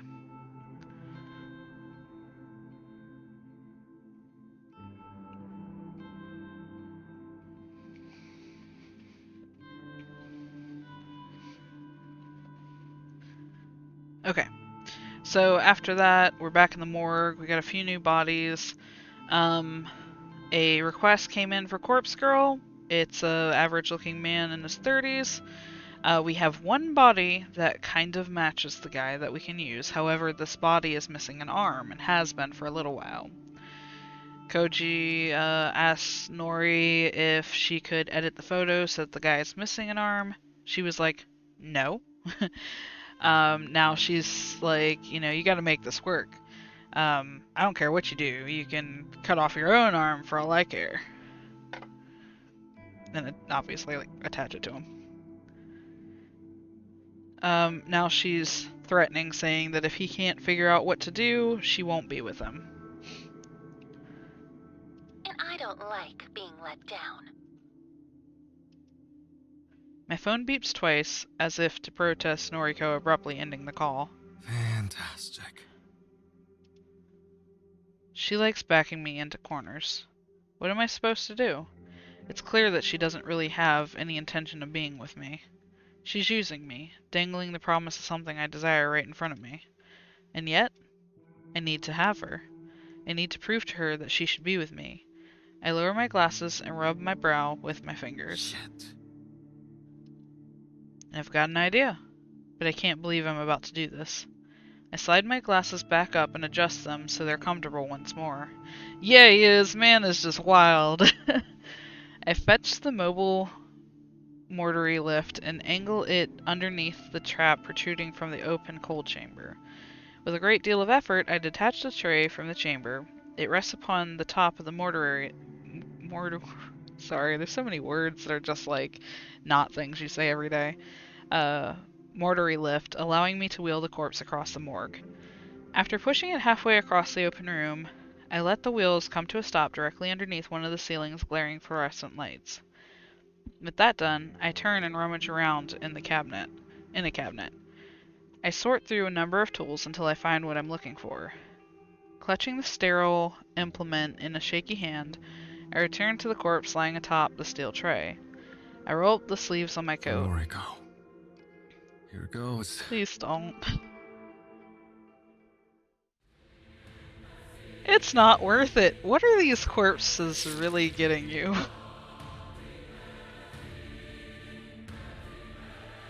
Oh, come on, man. You literally take the corpse to the person, they look at it for 2 minutes, freak out, and kill themselves. There's no reason to get rid of your whole arm. When the metal bone saw digs into the soft flesh of my arm, I have to grit my teeth to refrain from screaming. You need to do more than just grit your teeth. I angle the blade so that it cuts away from my elbow. Need to leave that intact. The cutting process is pure agony. To prevent myself from passing out, I keep my breathing steady and try to focus on something simple. Something my brain can handle while aflame with pain. I begin to count. 1, 2, 3. I count the seconds that it takes for the jagged metal saw to reach bone. God dang. 15, 16. Still just flesh and muscle and blood spurting down my coat. 20, 21. I think I reached sinew after 24 seconds, but it's hard to tell because there's a terrible numbness that is somehow worse than the original searing agony. My fingers clutching the saw begin to slip due to perspiration. It's getting harder to even hold the tool. After some 32 odd seconds, the saw hits bone. Yikes, man. It's really hard to read this. Yeah. I slid it back and forth, cutting into denser matter with as much strength as my failing body can muster. Vomit and drool have soaked the front of my coat and begun to smear together with the blood. It's forming a shallow pool at my feet, and the stench of the mixing liquids threatens to overwhelm my senses. Counting the seconds has become infinitely more difficult, 43, 44, 4:30. Was it 21 seconds so far? No, it's been longer than that. It has to have been a minute by now. I've been sawing into my own arm for a full minute, but the blade still hasn't cut through all the bone. Don't recall when I fell to my knees. Don't recall when I stood back up. Don't recall running my slimy fingers through my hair or when flecks of blood spattered against my glasses, and when my bladder relieved itself. I don't even recall why I'm doing this. Is it for Shizuko? Is it because I love her? No. Noriko. It's for Noriko. Actually, it's for Corpse Girl. I have to prove I'm worthy of her. I have to be loved by her. There's nothing else for me. 97, 98. As my count reaches 99 seconds, my right arm falls to the wet tiled floor, flopping like a dead fish against the deck of a boat. Man, I hope you're left-handed. I let out a groan of what can only be called relief, and I slump in on myself, resting in a pool of foul liquid. My vision is blurry, my breathing is ragged. The sane part of my consciousness knows I need to treat my wound. I need to apply a tourniquet or cauterize the damage, or I'm going to bleed out and die on the floor of my own morgue. But a quiet voice in my mind, the very same that drove me to such an extreme measure, urges me to finish my work. Getting to my feet is a struggle. Man would easily get Noriko if he says he loves Corpse Girl instead of Noriko. But man, it's too crazy to see that. Yeah, you're not wrong. I try to push myself up off the ground using both arms, but of course, I fall flat on my face when my right arm fails to react to my mental instructions. I think the lenses in my glasses smashed against the tile because my eyes seem to be bleeding now. A second attempt at pushing off the ground is more successful. My left arm is somehow strong enough to hoist my barely responsive body. I sway and stagger around aimlessly before collecting myself enough to attempt to fish my severed arm off the ground. Luckily, I managed to grasp the blood and vomit-soaked wrist of my former limb with my one good hand. I drag myself towards the mortuary lift that holds aloft the corpse I need to attach my arm to. But I didn't think this through. I don't really know how to attach a severed limb. I bludgeon the corpse's stump with my useless arm, trying to find some point of connection that will magically fuse the limb to the corpse. It's hopeless. And as I madly flail the arm around, I can't help but laugh at the whole situation. Of course I can't attach my arm to this corpse. The corpse is missing its left arm. I cut off my right arm. Yikes, man. Good one. I throw my useless detached arm behind me and rest my weary body against the mortuary lift. Yeah. Accompanying my laughter is the laughter of somebody else nearby. I have to listen really intently to confirm that I'm not just hallucinating.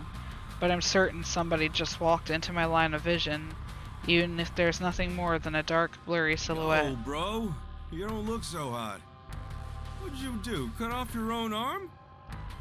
I know the voice, but I can't place it right now. It's not my voice, and it's not Noriko's voice. Want me to take the pain away? Yes, please. I'd give anything to remove the pain. I can't voice my consent. My mouth is dry, my jaw locked in place. Nothing a little fire can't fix. The figure comes closer. He smells foul, like a dog that has been bathed in gasoline. A dog. He did live a pretty sad life. The heavy-set figure that I now assume is Junpei Matsumoto is crouched over me.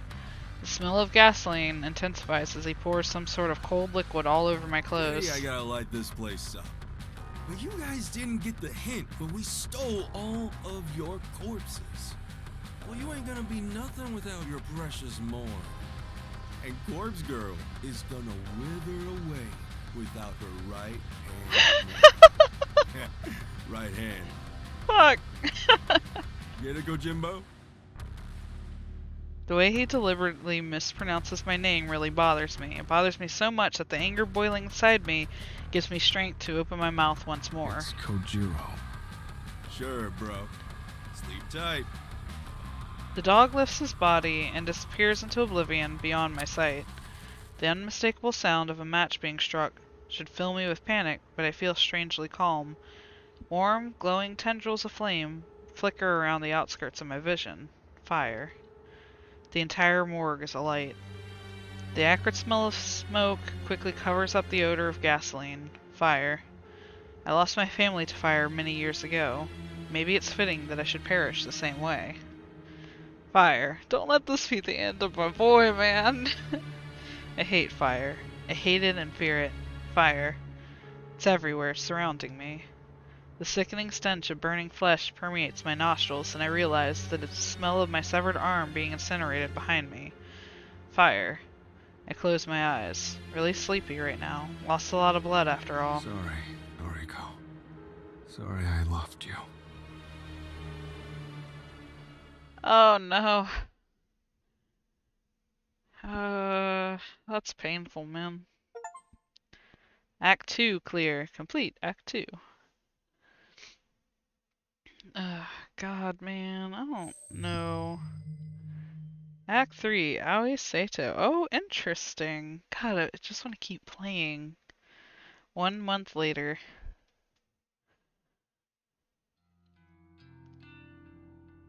September 20th, Sunday evening. I know this would be a good place to stop.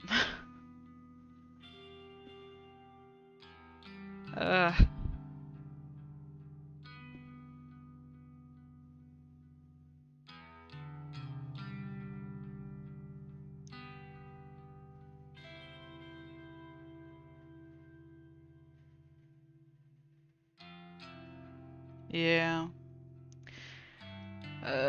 I guess this is a fine place to stop. I don't want to. I really don't. I'm so ready to see where this takes us. This is so so much going on. Also, man, like fuck Kojiro, man. Like he cut off his own arm just to be set on fire. Like, what the hell?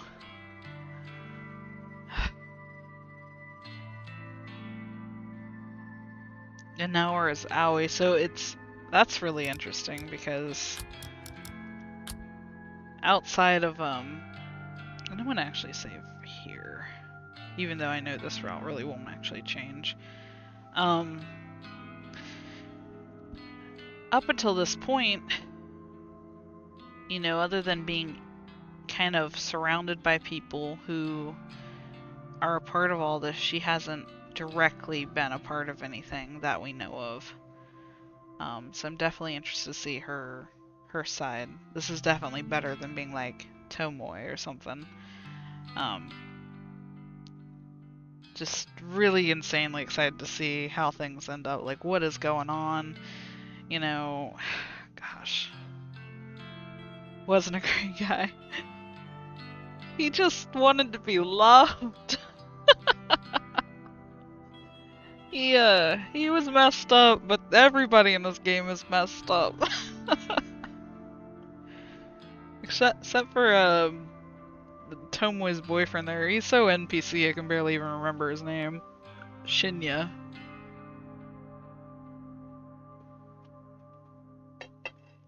Oh, jeez. Man. I hope he didn't die. I hope somebody rescued him at the last second. I don't know what he's gonna do from here on out, like what he would have done from here on out with one arm, but that's rough, man. To cut off your own arm and then be set on fire just immediately after. That fucking sucks. Noriko treated him like shit too. Alright, I guess we'll end it here. This has been a lot of fun. I'm sure to be back tomorrow. I might even start a little bit earlier. Tonight I started close to midnight. We were watching Pokemon. The original Pokemon. I think we're on like episode 30 some out of 50 some odd episodes. And then we're going to watch the first movie in 2003. And then my personal favorite 4. So we've been trying to cut into it just a little bit at a time. Kojiro was least hated for me, I guess, yeah. I really enjoy these kinds of stories. I've played so many. I love mystery and thriller and even this gory stuff, as long as it stays in the anime world, I cannot watch like a horror movie with real life actors and stuff like that. Will put me off so fast. But in terms of anime, like I love that shit, man. It's the best.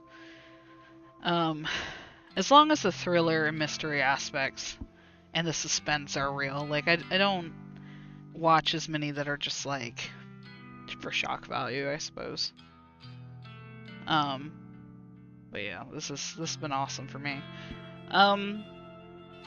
I think though that as we've gone on like I would like to think that some of our theories are pretty spot on, and we just haven't like gotten all the way to the end to find out what we are right or wrong about. But so far things point to like Aoi being involved. She could even be the Herald for all we know. I was definitely trying to like pay attention to the skirt the Herald was wearing, like, because Aoi has another outfit that she has worn in the very beginning of this game that I don't believe we've seen her in since. Like, a lot of the times it's in her maid outfit, and I've even, like, in my head been like, why is she wearing her maid outfit in the scene? And it could be like, you know, she just came back from work, which is likely the case.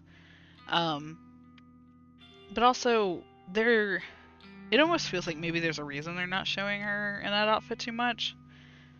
I don't know. It's hard to say. So you said you don't like any of the characters. What about Tomoe? I thought Tomoe's been okay. I didn't like her as a rival. It took me a little while to get used to her as a friend, but she's grown on me a little bit. I think her and Shinya together are, like, we'll say like salt and pepper, because they get along well, but they're also like two crazy different things, it feels like. Let's see, who's my most hated character right now? Probably the detective, honestly. I think he's just plain as heck. I really like Momo, and her dad's pretty okay. No, I can't imagine anything has happened to Tomoe. So, I feel like Kojiro was set on fire because he kept poking the bear so much. He's very forward in his attacks on the other side, so... She's doing this while being normal, that's worse. Yeah, well... So in the get-go, Corpse Girl helped her out. Shinya was being sexually assaulted by the higher-up, and Tomoe is actually the one that requested that woman's death. So she owes Corpse Girl. And Corpse Girl didn't just kill that lady, but she also killed another lady prior that Tomoe also had requested. So she owed her, and in the get-go, I feel like they kind of tricked her into becoming the driver. Yeah, there's so much to the game before, yeah, it's hard to keep up with all the facts, but they kind of start off by like, hey, do you have a driver's license? And she's like, yeah. And they're like, what about one for medium vehicles? And she's like, no. They're like, okay, well, will you drive for us, and if you get caught, we'll just pay the fine? Okay. And then turns out that she's driving corpses. So she'd have been arrested no matter what if she's caught. But also, like, there's an insane amount of plot holes, actually, in this series. For example, like, why haven't the police put in a request? They know that somebody drops those bodies off. So put in a request, put in an address, stake it out. When, you know, they come to drop the body off, there's your two suspects right there. I mean, that feels like a no-brainer. You know, there's several more. But it's, as a story, just for the sake of, it has been pretty okay in my opinion. I definitely want to get back to being Noriko, because I really enjoyed her psychotic episodes. The flip between feeling mostly normal some days and not okay other days. Yeah, police can make a fake request. It's super easy. And they know about the website. Like, they just, yeah. They just arrested the guy because, his internet was connected to the whole thing. Yeah, it would be, like, in real life, I feel like it'd been incredibly easy to track down Noriko and the rest of them. As I said, Junpei did it. The Herald probably was the one who initially did it anyway. They knew who they were right off the bat. Also, Morgue would probably have more cameras and be a lot harder to take a body out. I mean, it's not like you hear people walking bodies down the street every fucking day. It's because those things have a lot of procedural things they go through to make sure that all the bodies are accounted for and such. The fact that all the bodies were taken and nobody said anything, no police got involved, and then bodies just showed up the next day, makes you question the validity of the morgue that he's working at. So some crazy stuff. A lot of plot armor, but overall not bad. Just as a story. Alright, well, I'm off of here. I mentioned earlier I got my new phone case. It's so pretty. I got some custom art on either side that the colors just came out just wildly vibrant. I'm super excited to start using that. Yeah, I should definitely be back tomorrow. Unless film case, it's a phone case. Yeah, my original phone case was just some cheap $3 thing I picked up at Walmart. But I would literally, like, practically break my phone trying to get it off anytime I needed to go somewhere. So I went and got a new case, and actually came in while I was in stream today. It's just, gosh, it's so nice. I ripped open the package while I was on break. And it's just super cool. I'm really excited about that. Yeah, the only thing that will keep me from streaming tomorrow most likely is if me and some buddies decide to play another game, and we are looking to try to get together for Lethal Company here soon. And I'm debating on whether I should stream that or not, or if they would let me. Yeah, I mean, it's not a bad case. The $3 case is fine.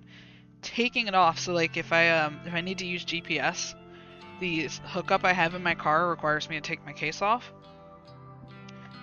And I just cannot get this motherfucker off. Like, it may as well be glued to my goddamn phone. I will, like, break my fingernails and possibly break my screen trying to get this damn thing off, so I had to order a new phone case. I was like, no way. Especially with all the applications for jobs I've been putting out. I've had a lot of interviews. I have to use that GPS a lot. I actually have to use it tomorrow. A Discord server? Not at this time. Right now I just have like a group of me and my buddies. Like I said, I should be back tomorrow. Unless we decide to do something, in which case I might end up streaming something else, but I doubt it. I think I am knee-deep in this at this point.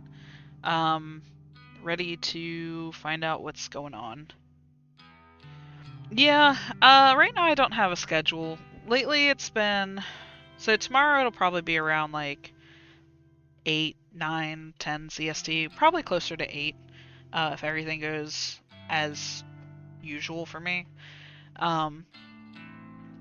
But it's mostly just been around that time at night, all the way up to 2, 3, 4 in the morning.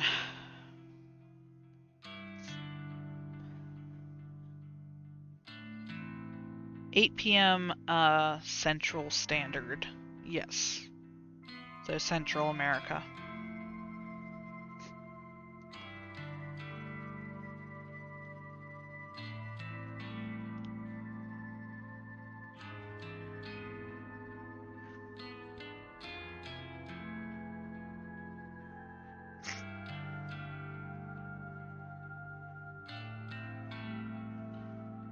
Oh, okay. Gotcha. When, will you be around anytime? Oh, okay. I see what you're saying. Sorry. I misinterpreted. Alright, have a good night. Hopefully see you tomorrow. Hope you guys enjoyed this. Bye now.